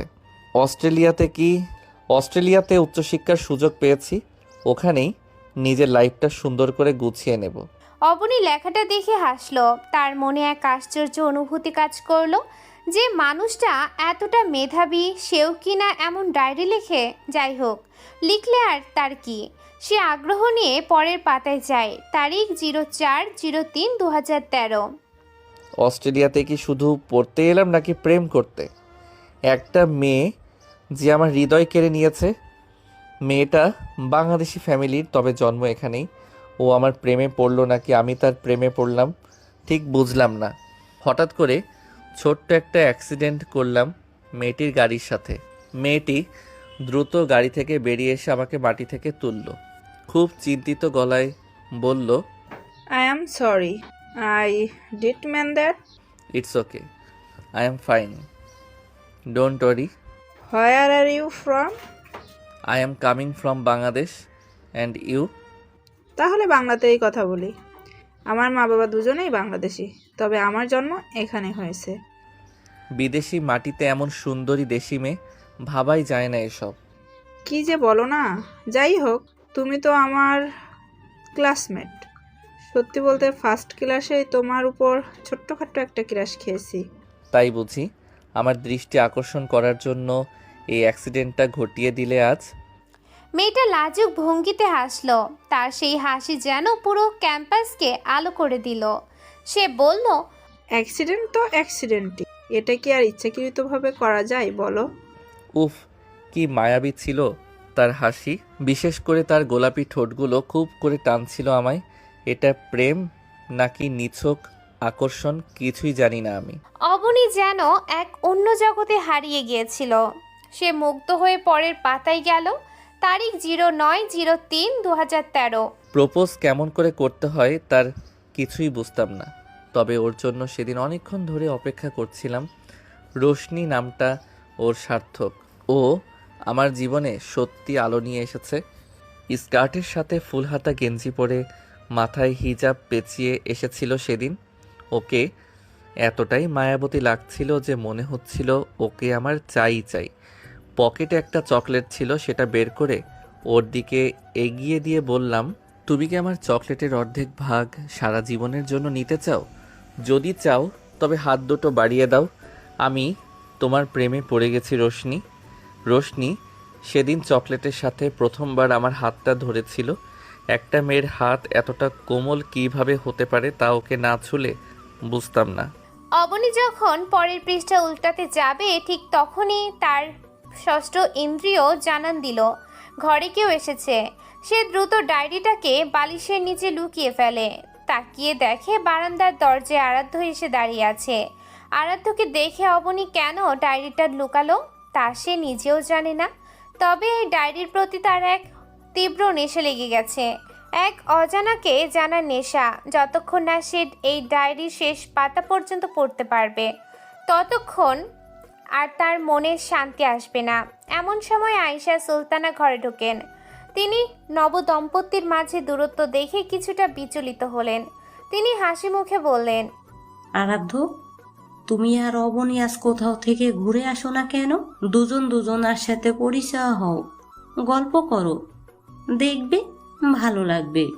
বারান্দা থেকে সোজা হয়ে দাঁড়িয়ে আরাধ্য খুব ঠান্ডা আর সোজা সাপটা গলায় বলল, আম্মা, আমি কোথাও যাব না, আমার প্রচুর কাজ আছে। আমারও কোথাও যাওয়ার বিন্দু মাত্র ইচ্ছে নেই আম্মু, আমি বরং বাড়িতেই থাকি। অবনীর মুখে প্রথমবার আম্মু ডাক শুনে আয়েশা সুলতানা আবেগে আপ্লুত হয়ে যান। তিনি এগিয়ে এসে অবনীকে পরম আদরে কপালে চুমু খেয়ে ঘর থেকে বেরিয়ে যান। আয়েশা সুলতানা চলে যেতে আরাধ্য সজোরে ঘরের দরজাটা আটকে দেয়। অবনী সোফায় বসেছিল। আরাধ্য ধীর পায়ে এগিয়ে এসে অবনীর একদম সামনাসামনি সোফায় বসে। তার চোখের দৃষ্টি তীক্ষ্ণ। সে গম্ভীর গলায় বলল, তোমার যদি আমাকে এতটাই বিরক্ত লাগে আর আমার সাথে থাকতে দম বন্ধ হয়ে আসে, তবে তুমি চলে যেতে পারো, আমি তোমাকে আটকে রাখবো না। অবনী কিছুক্ষণ চুপ করে আরাধ্যর চোখের দিকে তাকিয়ে থাকে। এরপর সে স্থির হয়ে উঠে দাঁড়ায়। সে খুব শান্ত কিন্তু দৃপ্ত গলায় বলল, আমাকে যদি তাড়িয়েই দিতে হয় তবে এইভাবে নয়, আমাকে আইনিভাবে মুক্তি দিয়ে দিন, তাহলেই সব ঝামেলা চুকে যাবে। কথাটা বলেই অবনী দ্রুত ঘর থেকে বাইরে বেরিয়ে যায়। তার মনটা বিষাদে ভরে আছে, কিন্তু সিঁড়ির কাছে আসতেই ভাই সাগরকে দেখে অবনীর আনন্দের সীমা থাকে না। গতকালই তো ভাইয়ের পাশে ছিল, আর আজ একদিনের ব্যবধান মাত্র। তবুও মনে হচ্ছে যেন অনেক বছর পর তার আপন ভাইটিকে দেখছে। ভাইকে দেখেই অবনী দীর্ঘদিনের সেই দুষ্টুমি আর প্রতিশোধের নেশা জেগে উঠল। সে তড়িঘড়ি করে রান্নাঘরে গিয়ে সাগরের জন্য এক গ্লাস শরবত বানিয়ে আনলো। সাগর সোফায় বসে ঘামছিল। অবনী তাকে কিছু বলার সুযোগ না দিয়েই গ্লাসটা এগিয়ে দিয়ে বলল, নে ভাইয়া, অনেক গরম বাইরে, তোকে খুব ক্লান্ত দেখাচ্ছে, এই শরবতটা ঝটপট খেয়ে ফেল। সাগর তার ছোট বোনের এই হুট করে জেগে ওঠা ভালোবাসা দেখে মুগ্ধ হলো। সে মুচকি হেসে কোনো সন্দেহ না করে ঢকঢক করে পুরো গ্লাস শরবত এক নিঃশ্বাসে খেয়ে ফেলল। খাওয়া শেষ হতে না হতেই সাগরের চোখ মুখ লাল হয়ে গেল। অবনীর শরবতে প্রচুর পরিমাণে ঝাল আর লঙ্কার গুঁড়ো মিশিয়ে দিয়েছিল। সাগর ঝালের চোটে হাহাকার করে হাঁপাতে শুরু করলো। সে জিভ বের করে পানি পানি বলে চিৎকার করে উঠল। অবনী সাগরের এই ছটফটানি আর কীর্তি দেখে হাসতে হাসতে প্রায় পাগল হওয়ার দশা। সে পেটে হাত দিয়ে সোফায় গড়িয়ে পড়ছে। তারপর দয়া করে সে দ্রুত গিয়ে এক জগ পানি এনে ভাইকে দিল। সাগর গ্রোগ্রাসে কয়েক গ্লাস পানি খাওয়ার পর যখন কিছুটা শান্ত হলো, তখন পকেট থেকে একটা চকলেট বের করে মুখে দিল। ঝাল কমানোর জন্য একটু শান্তি পেয়ে সাগর রাগ ভরা চোখে বোনের দিকে তাকিয়ে বলল, এই চকলেটটা আমি তোর জন্য এনেছিলাম, কিন্তু এখন তুই কচু খা, তোকে আর দেব না। লাগবে না তোর চকলেট, তোর চকলেট তুই খা, তোকে সাহায্য করতে পেরেছি, এটাই আমার পরম তৃপ্তি। উপরের বারান্দা থেকে আরাধ্য নিভৃত অবনী আর সাগরের এই ভাই বোনের নির্মল খুনসুটি লক্ষ্য করছিল। অবনীর সেই প্রফুল্ল হাসি দেখে আরাধ্যর পাথর মনেও যেন ঢেউ খেলল। সে মনে মনে ভাবল, এমন একটা প্রাণবন্ত আর নিষ্পাপ মেয়েকে নিজের অন্ধকার জীবনে জড়িয়ে কষ্ট দেওয়ার কি কোনো মানে হয়? ও যদি সত্যি মুক্তি চায়, তবে ওকে কি মুক্তি দিয়ে দেওয়া উচিত নয়? ডিনার শেষ করে আরাধ্য নিজের ঘরে বিছানায় শুয়ে একটা বই পড়ছে। অবনী রুমে এসে আরাধ্যর দিকে একবার আর চোখে তাকালো, তারপর কোনো কথা না বলে সোফায় গিয়ে বসলো। আরাধ্য বইয়ের পাতা উল্টাতে উল্টাতে আর চোখে একবার দেখলো অবনীকে। বিকেলে ভাইয়ের সাথে মেয়েটা কি প্রাণবন্ধ ছিল, অথচ এখন মুখটা গোমরা করে বসে আছে। আরাধ্য মনে মনে হাসলো। কে বলবে এই মেয়েটা এখনো বিয়ের টাইম মনে প্রাণে মেনে নেয়নি, অথচ সবার সামনে এমন ভাব দেখায় যেন সে কত খুশি। অবনী প্রথম নীরবতা ভাঙল। লকেটটা খুব সুন্দর, ভাইয়ার খুব পছন্দ হয়েছে। আরাধ্যই বই থেকে চোখ না তুলেই শান্ত গলায় প্রশ্ন করল, ভাইয়ার পছন্দ হয়েছে বুঝলাম, তোমার কি পছন্দ হয়নি? ভালোই। বাসর রাতে বউকে স্পেশাল কিছু উপহার দিতে হয়, তবে সে রাতে আমার কাছে ওই চেইনটা ছাড়া আর কিছুই ছিল না। দেখতে সত্যিই অনেক সুন্দর, আপনার পছন্দ আছে বই কি? কাল তো ঘুমাওনি, বসে বসে ঘুমিয়ে ঘাড় ব্যথা করে ফেলেছিলে, চাইলে আজ বেডে এসে ঘুমাতে পারো, আমি তোমাকে জোর করব না। অবনী সোফা থেকে দাঁড়িয়ে যায়। সে একটু দ্বিধায় পড়ে গেল, পরক্ষণে নিজেকে সামলে নিয়ে প্রশ্ন করল, আর আপনি? আপনি কোথায় ঘুমাবেন? আমি বাইরে যাব। কেন? আবার সেই পতিতালয়ে যাবেন নাকি নেশা করতে যাবেন? কোনটা? আরাধ্য বসা থেকে ঝটকা দিয়ে উঠে দাঁড়ায়। সে দ্রুত অবনীর খুব কাছে এসে দাঁড়ালো। আরাধ্যর চোখে মুখে এক ধরনের তীব্র যন্ত্রণা ফুটে ওঠে। সে দাঁতে দাঁত চেপে বলল, আগে নিজের মনটাকে ফ্রেশ করো অবনী, তারপর এই কথাগুলো বলবে। তোমার নোংরা ভাবনার প্রতিফলন আমার উপর দিও না। আমি কেন বলবো না? পুরো শহর বলে আপনি খারাপ। আপনার প্রতিটা রাতের জন্য নতুন নতুন মেয়ে লাগে। তুমি কি নিজের চোখে কোনোদিন দেখেছো আমি কোনো মেয়ের সাথে রাত কাটাচ্ছি? না, দেখিনি। তাহলে কোন সাহসে এসব অপবাদ দিলে? যদি আমার প্রতিটি রাতে নতুন মেয়েই লাগতো, তাহলে তুমি এখনো পর্যন্ত আমার এই ঘরে এতটা পবিত্র আছো কিভাবে? অবনী ভয়ে কাঁপতে শুরু করে। আরাধ্যর যুক্তিটা অকাঠ্য সত্যি তো। গত দুদিন সে একই ঘরে থাকলেও আরাধ্য তার গায়ে হাত পর্যন্ত তোলেনি। আরাধ্যর চোখ দুটো রাগে লাল হয়ে গেছে। সে নিজেকে খুব কষ্টে কন্ট্রোল করে ঝড়ের বেগে ঘর থেকে বাইরে বেরিয়ে যায়। অবনী কিছুক্ষণ হতবাক হয়ে দাঁড়িয়ে থাকে, তবে শরীরের ক্লান্তি আর চোখের ঘুম তাকে কাবু করে ফেলে। সে দ্রুত এশার নামাজ শেষ করে বিছানায় শুয়ে পড়ে। ক্লান্তিতে মুহূর্তেই সে গভীর ঘুমে তলিয়ে যায়। অবনী খুব ভোরে ঘুম থেকে উঠে নামাজ পড়ে। এরপর মিষ্টি সুরে কোরআন শরীফ তেলাওয়াত শেষ করে। মনটা কেমন জানি উড়ু উড়ু করছিল। সে একটু মুক্ত বাতাসের আশায় রুম থেকে বের হয়। ছাদের সিঁড়ি খুঁজে সে আস্তে আস্তে উপরে উঠে যায়।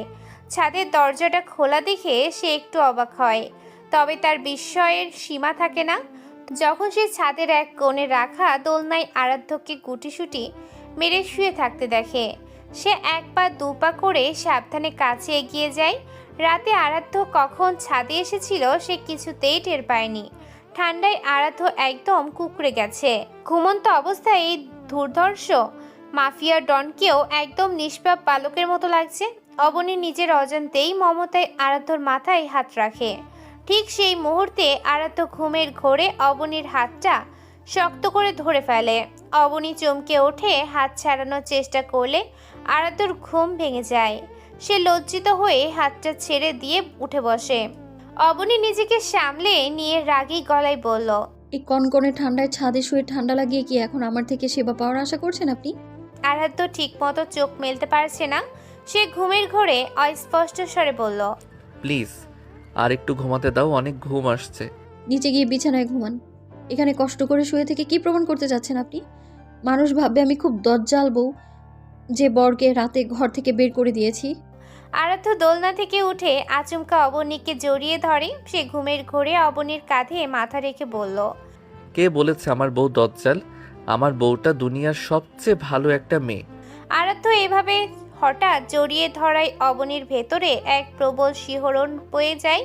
সে না পারছে তাকে সরিয়ে দিতে, না পারছে তাকে পাল্টা শক্ত করে জাপটে ধরতে। অবনীর হৃৎপিণ্ডটা খুব জোরে জোরে চলতে শুরু করেছে। এক প্রকার অজানা শান্তি যেন তার মনে হানা দিচ্ছে।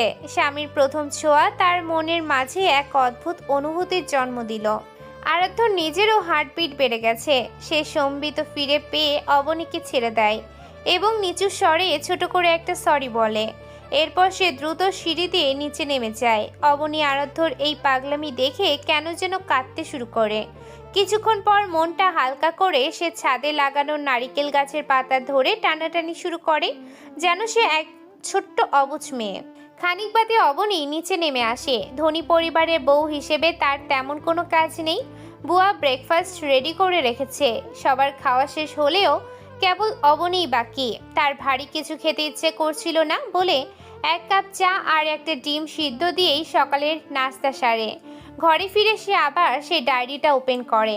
তাকে জানতেই হবে এটা কার জীবন কাহিনী। এই ডায়েরি পড়াটা এখন তার নেশায় পরিণত হয়েছে। পরের তারিখটা দেখে অবনী অবাক হয়ে যায়। 14/5/2013। ওর সাথে আমার পুরো শহরটা ঘোরা শেষ। ওর ব্যক্তিগত জীবন সম্পর্কে আজও ডিটেলস কিছু জানতে পারলাম না। রোশনি ইদানিং কেমন জানি পাল্টে গেছে। ও আমাকে খুব কষ্ট দিচ্ছে। এতদিন এত আনন্দে ছিলাম যে ডায়েরি লেখার সময় পর্যন্ত পাইনি। আজ 1.5 মাস পর মনে হচ্ছে আমি খুব অসহায়। আচ্ছা, ও হঠাৎ এমন পরিবর্তন হয়ে গেল কেন? আমি কি কোনো স্বপ্ন দেখছি? সুন্দর স্বপ্ন, কিন্তু এন্ডিংটা খুব কষ্টদায়ক। অবনীর পরের পাতে যায় 19/4/2013। রোশনি আজকে আমার সাথে খুব বাজে ব্যবহার করলো, সবার সামনে আমাকে অপমান পর্যন্ত করলো। কারণটা আজও আমার কাছে অজানা।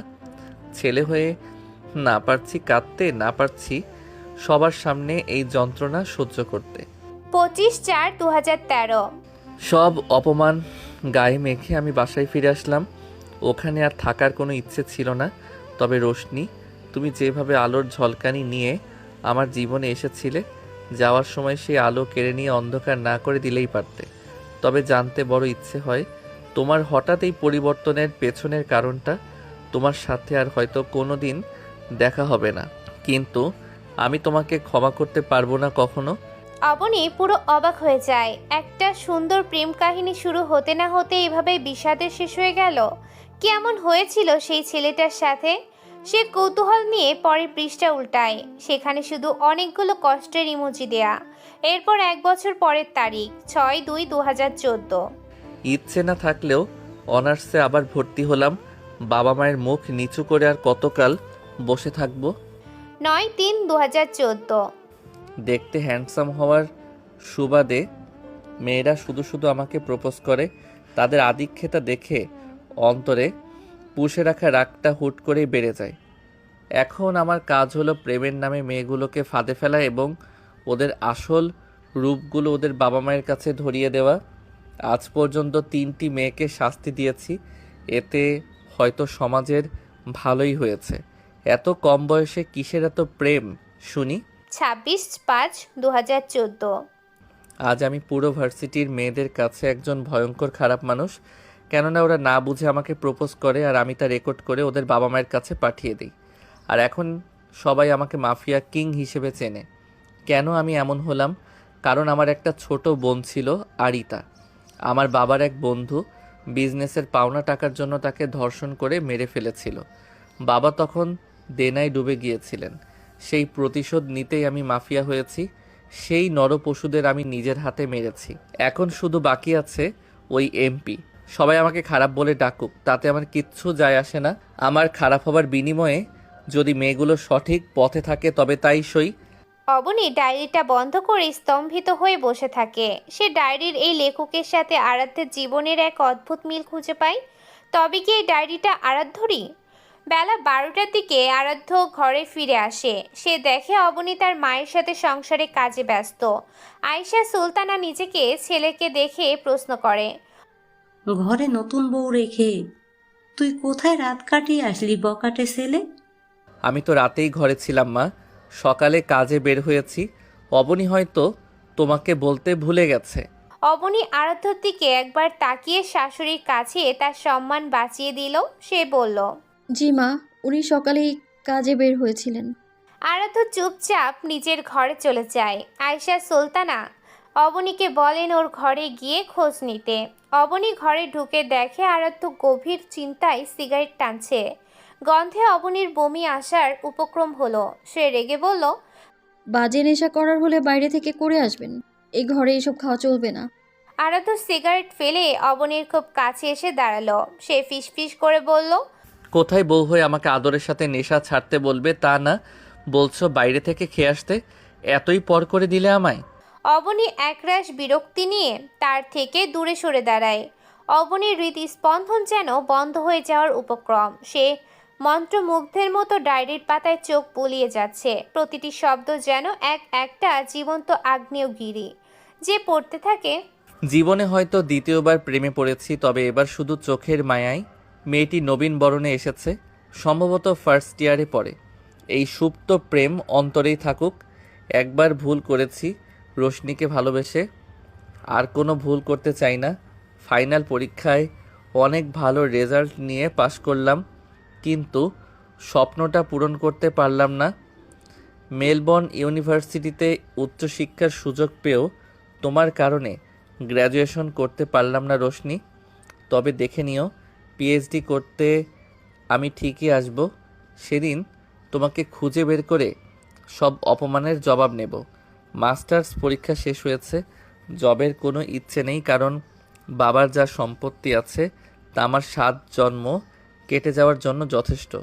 তবে আবার অস্ট্রেলিয়া যাব। এর মধ্যেই এমপিকে পৃথিবী থেকে সরিয়ে দিয়েছি। আরিতার হত্যার প্রতিশোধ এখন পূর্ণ। মাফিয়া জগৎ থেকে নিজেকে এখন পুরোপুরি সরিয়ে নিয়েছি। উনি অবাক হয়ে লক্ষ্য করলো ডায়েরির শেষ পাতাটি মাত্র 2 দিন আগে লেখা, কিন্তু কোথাও লেখকের নাম উল্লেখ নেই। কি আশ্চর্য! কৌতূহল সামলাতে না পেরে সে ডায়েরির আরও কয়েকটা পাতা উল্টাতে থাকে। হঠাৎ একটা পাতায় গিয়ে তার চোখ আটকে যায়। সেখানে ব্র্যাকেট দিয়ে খুব যত্ন করে লেখা আছে আরাধ্য প্লাস অবনী, দুজনের নামের শুরুতেই এ বর্ণটি। অবনীর মাথা কাজ করা বন্ধ করে দেয়। তার মানে এই ডায়েরিটা আরাধ্যর?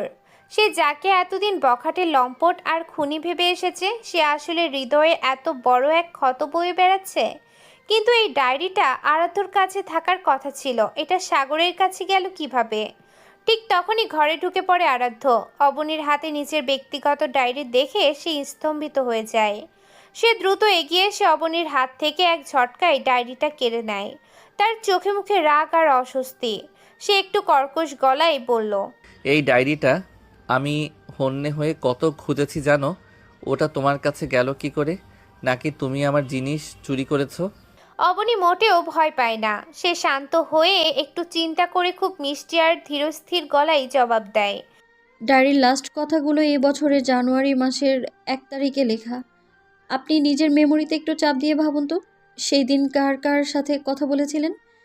কারণ সেই দিনই তো আপনার এই ডায়েরিটা চুরি হয়ে গিয়েছিল। আরাধ্য কপালে ভাঁজ ফেলে একটু ভাবার চেষ্টা করে। তার চোখের সামনে পুরনো স্মৃতিগুলো ভাসতে থাকে। সে বিড়বিড় করে বলল, সেদিন সারাদিন আমি রাইসার সাথে ঘুরেছি। তার মানে ওই ডায়েরিটা চুরি করেছে। কিন্তু ও কেন এমন কাজ করবে? কি যাতা বলছেন আপনি? কোন রাইসের কথা বলছেন? রাইসা তোমার 1 বছরের জুনিয়র, তোমাদেরই ডিপার্টমেন্টের মেয়ে। ওকে তুমি চেনো না? অবনী যেন আকাশ থেকে পড়ে। তার মনে পড়ে যায় সাগরের হবু স্ত্রীর নামও তো রাইসা। সে উত্তেজিত হয়ে বলল, ভাইয়ার হবু স্ত্রীর নামও তো রাইসা? তার মানে কি ওই মেয়েটাই আপনার সাথে ঘুরেছে? আর ডায়েরিটাও ওখান থেকে ভাইয়ার হাতে এসেছে? আরাধ্যর একটা দীর্ঘশ্বাস ফেলে অবনীর দিকে তাকালো। তার ঠোঁটের কোণে একটা তাচ্ছিলের হাসি ফুটে উঠল। সে বলল, ও এখন সব পরিষ্কার হলো আমার কাছে। এই জন্যই তোমার ভাইয়া কোনো ঝামেলা ছাড়াই এই বিয়েতে রাজি হয়ে গিয়েছিল। সে ডায়েরি পড়ে আমার জীবনের সব সত্যি জেনে গিয়েছিল। সব কিছুই তো বুঝলাম, রাইসার কাহিনীও পরিষ্কার হলো, কিন্তু আমার বাবাকে আপনি কেন এত টাকা দিয়ে ঋণী করেছিলেন? আরাধ্যর এবার অবনীর খুব কাছাকাছি এসে দাঁড়ালো। সে শান্ত কণ্ঠে জানালো, আমি কোনো টাকা নিজ থেকে দেইনি অবনী। তোমার বাবাই আমার বাবার কাছে হাত পেতেছিলেন। ওনার ব্যবসায় বিশাল ক্ষতি হয়েছিল আর বাজারে অনেক দেনা হয়ে গিয়েছিল। উনি বলেছিলেন পরে সব টাকা শোধ করে দেবেন। অবনী নিজের ভুলের জন্য অনুশোচনায় দগ্ধ হতে থাকে। সে নিজেকেই নিজেই দোষারোপ করে মৃদু স্বরে বলল, অথচ আমি অযথাই আমার বাবাকে ভুল বুঝেছিলাম। ভেবেছিলাম উনি আমাকে বিক্রি করে দিয়েছেন। তুমি আস্ত একটা গবেট যে। কি? আমায় গবেট বলছেন? ভুল শোনোনি অবনী, সত্যি তুমি আস্ত একটা গবেট। কোনো কিছু না জেনেই মানুষের উপর জাজমেন্টাল হয়ে যাও। অবনী মুখ ফুলিয়ে কিছুক্ষণ তাকিয়ে থাকে। তারপর তার মনে পড়ে যাওয়া শেষ প্রশ্নটি ছুড়ে দেয়, আচ্ছা আমি না হয় গবেট, তাহলে আপনি ওই নোংরা পতিতালয়ে কেন যান রাত বিরাতে? আরাধ্য একটা দীর্ঘ নিঃশ্বাস ফেলে জানালার দিকে তাকালো। সে যেন পুরনো দিনগুলোতে ফিরে গেছে। সে শান্ত স্বরে বলল, তুমি তো ডায়েরি পড়ে সবই জেনে ফেলেছো দেখছি। তবে ডায়েরিতে পতিতালয়ে যাওয়ার কারণ কেন লেখা নেই সেটা জানতে চাও? আসলে ওখানে যারা নতুন আসতো আমি ওদের চড়া দামে কিনে নিয়ে মুক্ত করে দিতাম। আর সারা রাত ওদের পাশে বসে ওদের করুণ জীবনের গল্প শুনতাম। তাছাড়া ওখানে একজন বয়স্ক নারী ছিল যার একটা ছোট বাচ্চা আছে। সে যেন পেটের দায়ে ওই অবুঝ বাচ্চাটাকে রেখে অন্য পুরুষের বিছানায় না যায়, সেজন্য আমি তাকে নিয়মিত টাকা দিতাম। এটাই ছিল আমার প্রতি রাতের কাজ। অবনীর বুকের ভেতরটা হাহাকার করে ওঠে। সে কি এক ভয়ঙ্কর ভুল ধারণা নিয়ে এই মানুষটিকে ঘৃণা করে এসেছে? সে ধীর গলায় প্রশ্ন করল, আর আমার ছবি তোমার ঘরে কে টাঙিয়ে রেখেছে? আরাধ্য মুচকে হাসলো। সে হাসিতে কোনো শয়তানি ছিল না, ছিল একরাশ মমতা। সে বলল, তোমার আম্মু আমার আম্মুকে ছবিটা দিয়েছিলেন। আম্মুই ওটা টাঙিয়েছেন। সত্যি বলতে তোমাকে পছন্দ করি ভেবে আম্মু বিয়ের প্রস্তাব দেননি। ওনার আগে থেকেই তোমাকে পছন্দ ছিল। যখন আম্মু আমাকে বিয়ের কথা বলেছিলেন আমি প্রথমে না করে দিয়েছিলাম, কিন্তু তোমার ছবিটা দেখার পর আর না করার উপায় ছিল না। হাজার হোক সুপ্ত ভালোবাসা বলে তো একটা কথা আছে। অবনী দু চোখ বেয়ে নোনা পানি গড়িয়ে পড়ে। সে বুঝতে পারে না এই পানি কি অপরিসীম খুশির নাকি এতদিনের ভুল বোঝার কষ্টের। আরাধ্য অবনীর জল ভরা চোখের দিকে তাকিয়ে বিচলিত হয়ে বলল, কাঁদছো কেন এখন? আমি কি আবার কোনো খারাপ কথা বললাম? অবনী কোনো উত্তর দেয় না। সে সব জড়তা ছেড়ে ফেলে ঝাঁপিয়ে পড়ে আরাধ্যর প্রশস্ত বুকে মাথা রাখে। সে দুই হাত দিয়ে আরাধ্যকে খুব শক্ত করে জড়িয়ে ধরে রাখে। আরাধ্য পাথরের মতো দাঁড়িয়ে থাকে। এই বিরল আলিঙ্গন যেন তাকে এক অন্য জগতে নিয়ে যায়। কিছুক্ষণ পর অবনী নিজ থেকে একটু লজ্জিত হয়ে দূরে সরে যায়। আরাধ্য এবার কিছুটা তাচ্ছিলের সুরে আর বাঁকা হাসি দিয়ে বলল, মেয়ে মানুষের মন বোঝা আসলেই বড় দায়। এরা কখন যে কি চায় আর কখন কি ভাবে তা এরা নিজেরাও জানে না। অবনী চোখের পানি মুছে হাসি মুখে আরাধ্যর দিকে তাকালো। সে এসে আরাধ্যকে জড়িয়ে ধরে সরি বলে। দুজনে হাসতে থাকে। সময়ের চাকার ঘুরতে থাকে আপন গতিতে। দেখতে দেখতে কয়েকটা মাস কেটে যায়। আরাধ্য আর অবনী নতুন জীবনের ছোট ছোট খুনসুটি আর ভালোবাসা পুরো বাড়িতে এক অন্যরকম আনন্দ বয়ে দেয়। আরাধ্য এখন অনেকটা শান্ত। সে ডায়েরি সেই প্রতিশ্রুতি মেনেই নিজেকে সাধারণ বিজনেসে ব্যস্ত রাখার চেষ্টা করেছে। আজ সে তার নতুন প্রজেক্টের জরুরি কাজে শহরের বাইরে গিয়েছিল। কাজ শেষ করে মনের ভেতরে একরাশ প্রশান্তি আর অবনীর জন্য কিছু প্রিয় উপহার নিয়ে সে বাড়িতে ফেরে। কিন্তু বাড়ির সদর দরজায় পা রাখতেই আরাধ্যর বুকের ভেতরটা কেঁপে ওঠে। প্রধান ফটকের গার্ডরা রক্তাক্ত অবস্থায় মাটিতে পড়ে আছে। আরাধ্যর হৃৎপিণ্ড যেন গলায় এসে আটকে যায়। সে দৌড়ে ঘরের ভিতরে ঢোকে। পুরো ঘর একদম ওলটপালট হয়ে আছে। সোফাগুলো উল্টানো, দামি শোপিসগুলো ভেঙে চুরমার হয়ে মেঝেতে পড়ে আছে। একটা ভয়ঙ্কর নিস্তব্ধতা পুরো বাড়িতে জেঁকে বসেছে। আরাধ্য পাগলের মতো চিৎকার করে তার মা বাবাকে ডাকতে থাকে। মা, বাবা, কোথায় তোমরা? অবনী, কেউ কি আছো? আরাধ্যর চিৎকারে চারিদিকের দেওয়ালগুলো যেন হাহাকার করে ওঠে। হঠাৎ পাশের ঘরে কোণ থেকে খুব ক্ষীণ আর যন্ত্রণাদায়ক এক গোঙানির শব্দ শুনতে পায় সে। আরাধ্য হন্তদন্ত হয়ে সেদিকে ছুটে যায়। মেঝের ওপর রক্ত ভেজা অবস্থায় শুয়ে আছেন তার মা আয়েশা সুলতানা। তার গোলাপি শাড়িটা বুকের রক্তে লাল হয়ে গেছে। আরাধ্যর পায়ের তলা থেকে যেন মাটি সরে যায়। সে আর্তনাদ করে মায়ের পাশে হাঁটু গেড়ে বসে পড়ে এবং ওনাকে নিজের কোলে তুলে নেয়। মা, এ কি অবস্থা তোমার? কে করেছে এমন? কথা বলো মা, আমায় ছেড়ে যেও না। আয়েশা সুলতানা খুব কষ্ট করে চোখ মেলে ছেলের দিকে তাকান। ওনার ঠোঁটের কোণ দিয়ে রক্ত গড়িয়ে পড়েছে। তিনি কম্পিত হাত দিয়ে আরাধ্যর গাল স্পর্শ করতে অস্পষ্ট স্বরে বললেন, বাবা, আমি হয়তো আর বাঁচবো না। আজ বিকেলে দুজন মুখোশধারী ছেলে বাড়িতে ঢুকে তাণ্ডব চালিয়েছে। তারা জোর করে অবনীকে তুলে নিয়ে গেছে। আমি বাধা দিতে চেয়েছিলাম, তাই আমাকে গুলি করেছে তারা। আরাধ্য চোখ দিয়ে অঝরে জল পড়তে থাকে। সে ডুকরে কেঁদে ওঠে। তার সেই ভয়ঙ্কর মাফিয়া ডন সত্তা আজ এক অসহায় সন্তানের মতো ভেঙে পড়ে। সে মায়ের ক্ষত স্থান চেপে ধরে চিৎকার করে সাহায্য চায়।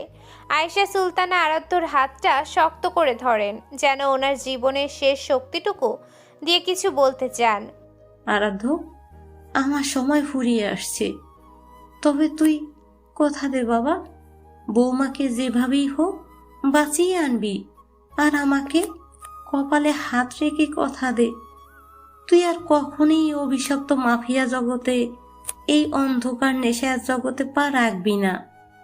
তুই সাধারণ মানুষের মতো বাঁচবি। কথা দে আমায়। আরাধ্য কাঁদতে কাঁদতে মায়ের কপালে মাথা ঠেকিয়ে বিড়বিড় করে বলল, আমি কথা দিচ্ছি মা, আমি কথা দিচ্ছি আমি আর কখনো ওই পথে যাব না। আমি শুধু তোমাকে আর অবনীকে নিয়ে বাঁচতে চাই। তুমি প্লিজ চোখ বন্ধ করো না মা। আয়েশা সুলতানা একটা তৃপ্তির নিঃশ্বাস ফেলে আরাধ্যর কোলেই চিরনিদ্রায় ঢলে পড়েন। আরাধ্যর গগন বিদারী চিৎকারে পুরো বাড়ি কম্পিত হয়ে ওঠে। সে তার জননীকে হারিয়ে আজ সত্যি বড় একা হয়ে যায়। ঠিক সেই মুহূর্তে আরাধ্যর পকেটে থাকা ফোনটা বিকট শব্দে বেজে ওঠে। আরাধ্যর চোখের জল তখনও থামেনি, তার দৃষ্টি ঝাপসা। সে কাঁপতে কাঁপতে ফোনটা হাতে নিয়ে দেখে তার পুরনো সহযোগী রাফি কল করেছে। আরাধ্য ফোনটা রিসিভ করতেই ওপাশ থেকে রাফির উত্তেজিত আর ভীত কণ্ঠ ভেসে আসে। বস, সর্বনাশ হয়ে গেছে। আপনি কোথায়? আমরা খবর পেয়েছি অবনী বাবিকে তুলে নিয়ে গেছে এমপির বড় ছেলে মাসুদ। ওই নরপশুটা তার বাবার মৃত্যুর প্রতিশোধ নিতে বাবিকে তাদের সে পুরনো আস্তানায় নিয়ে গেছে। ওরা বাবির উপরে পৌঁছাতিক নির্যাতন করার প্ল্যান করছে।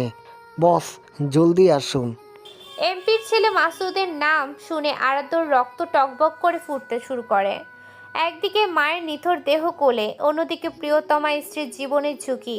আরাধ্যর চোয়াল শক্ত হয়ে আছে, তার চোখে এখন মায়ের দেয়া প্রতিশ্রুতির সম্মান আর প্রিয়তমাকে রক্ষা করার তীব্র জেদ। সে মায়ের কপালে শেষবার একটা চুমু খেয়ে ওনাকে বিছানায় শুয়ে দেয়। আরাধ্য উঠে দাঁড়ায়, তার দীর্ঘদেহী অবয়বে এখন এক অন্যরকম আগুন।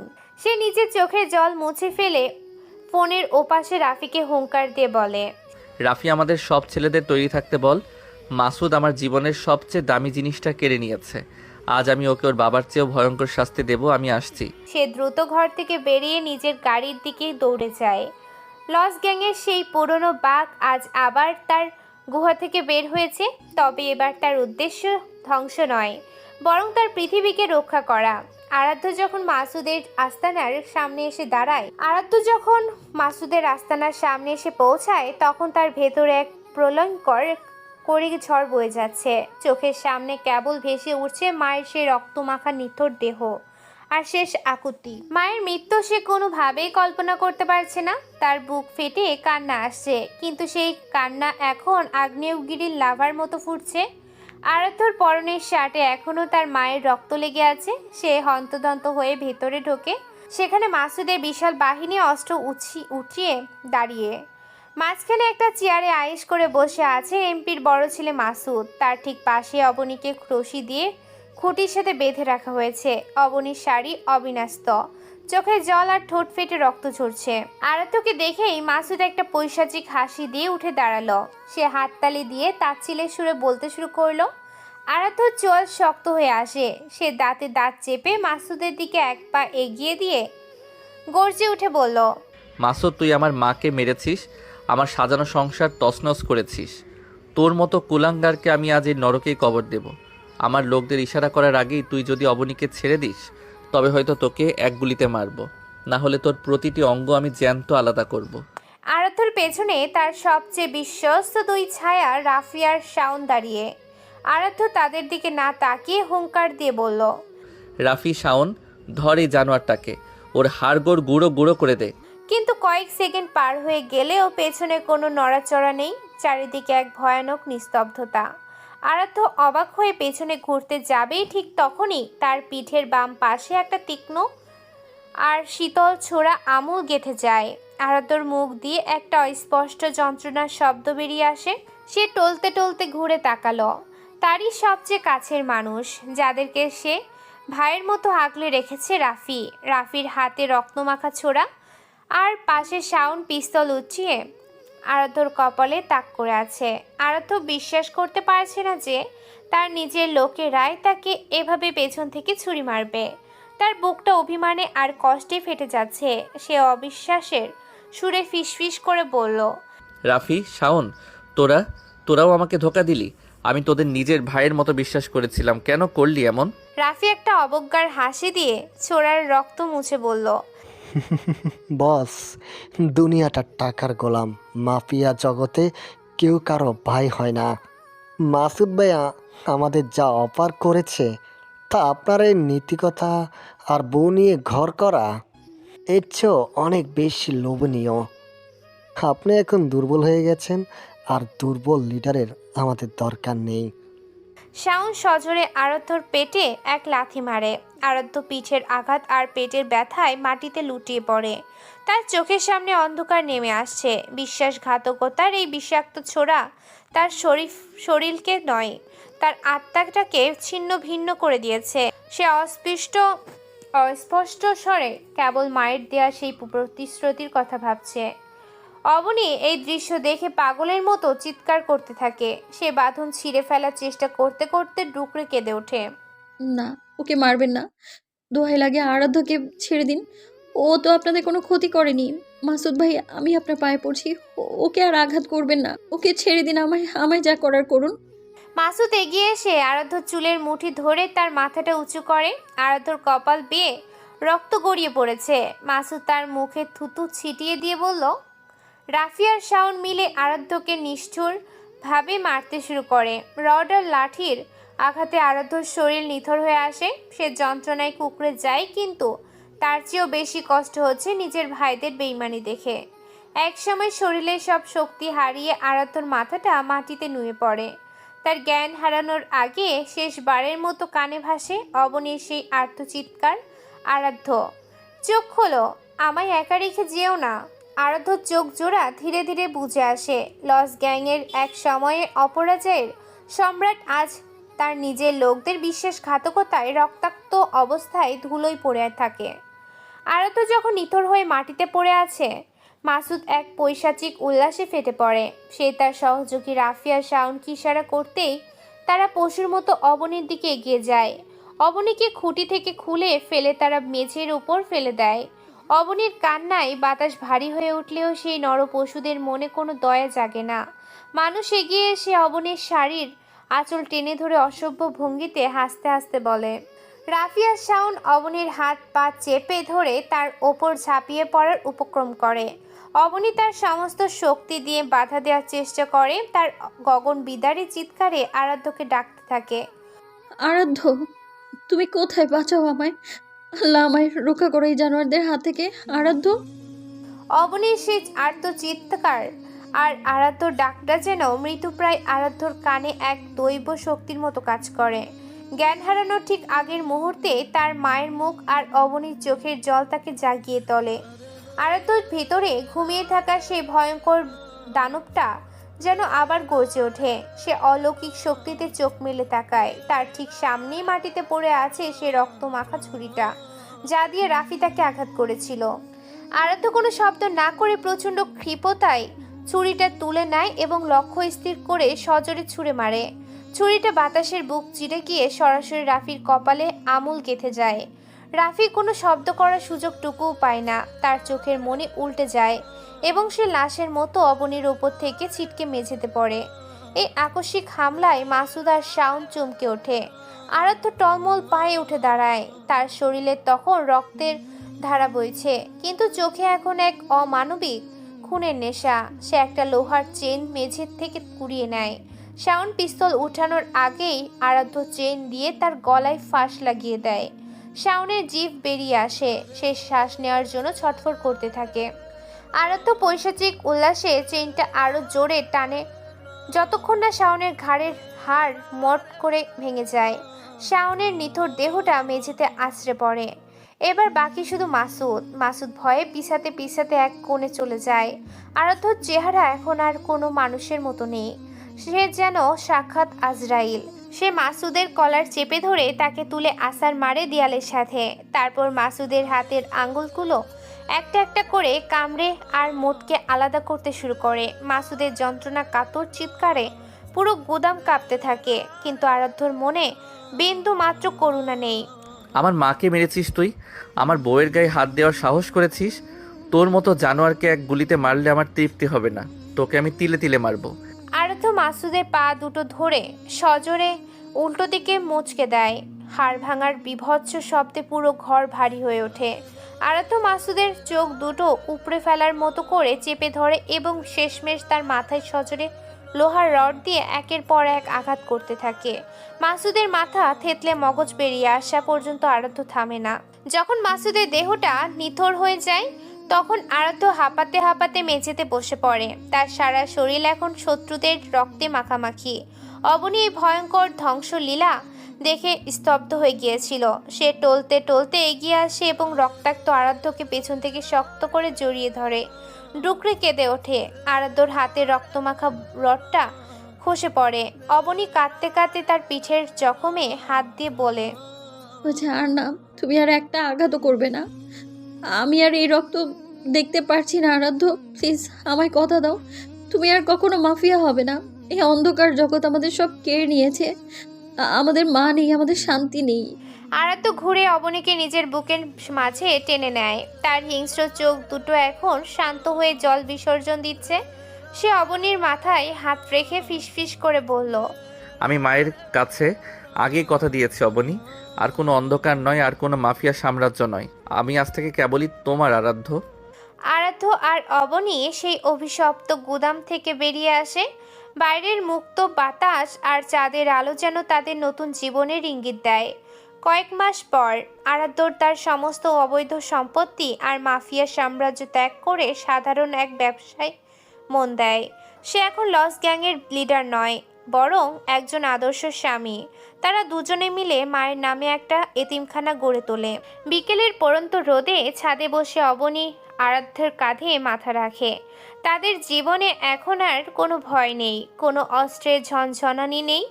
আছে শুধু একে অপরের প্রতি অগাধ বিশ্বাস আর ভালোবাসা। আরাধ্য অবনীর কপালে আলতো চুমু খেয়ে আকাশের দিকে তাকায়, যেন অপর থেকে মা তাদের দেখছেন আর হাসছেন।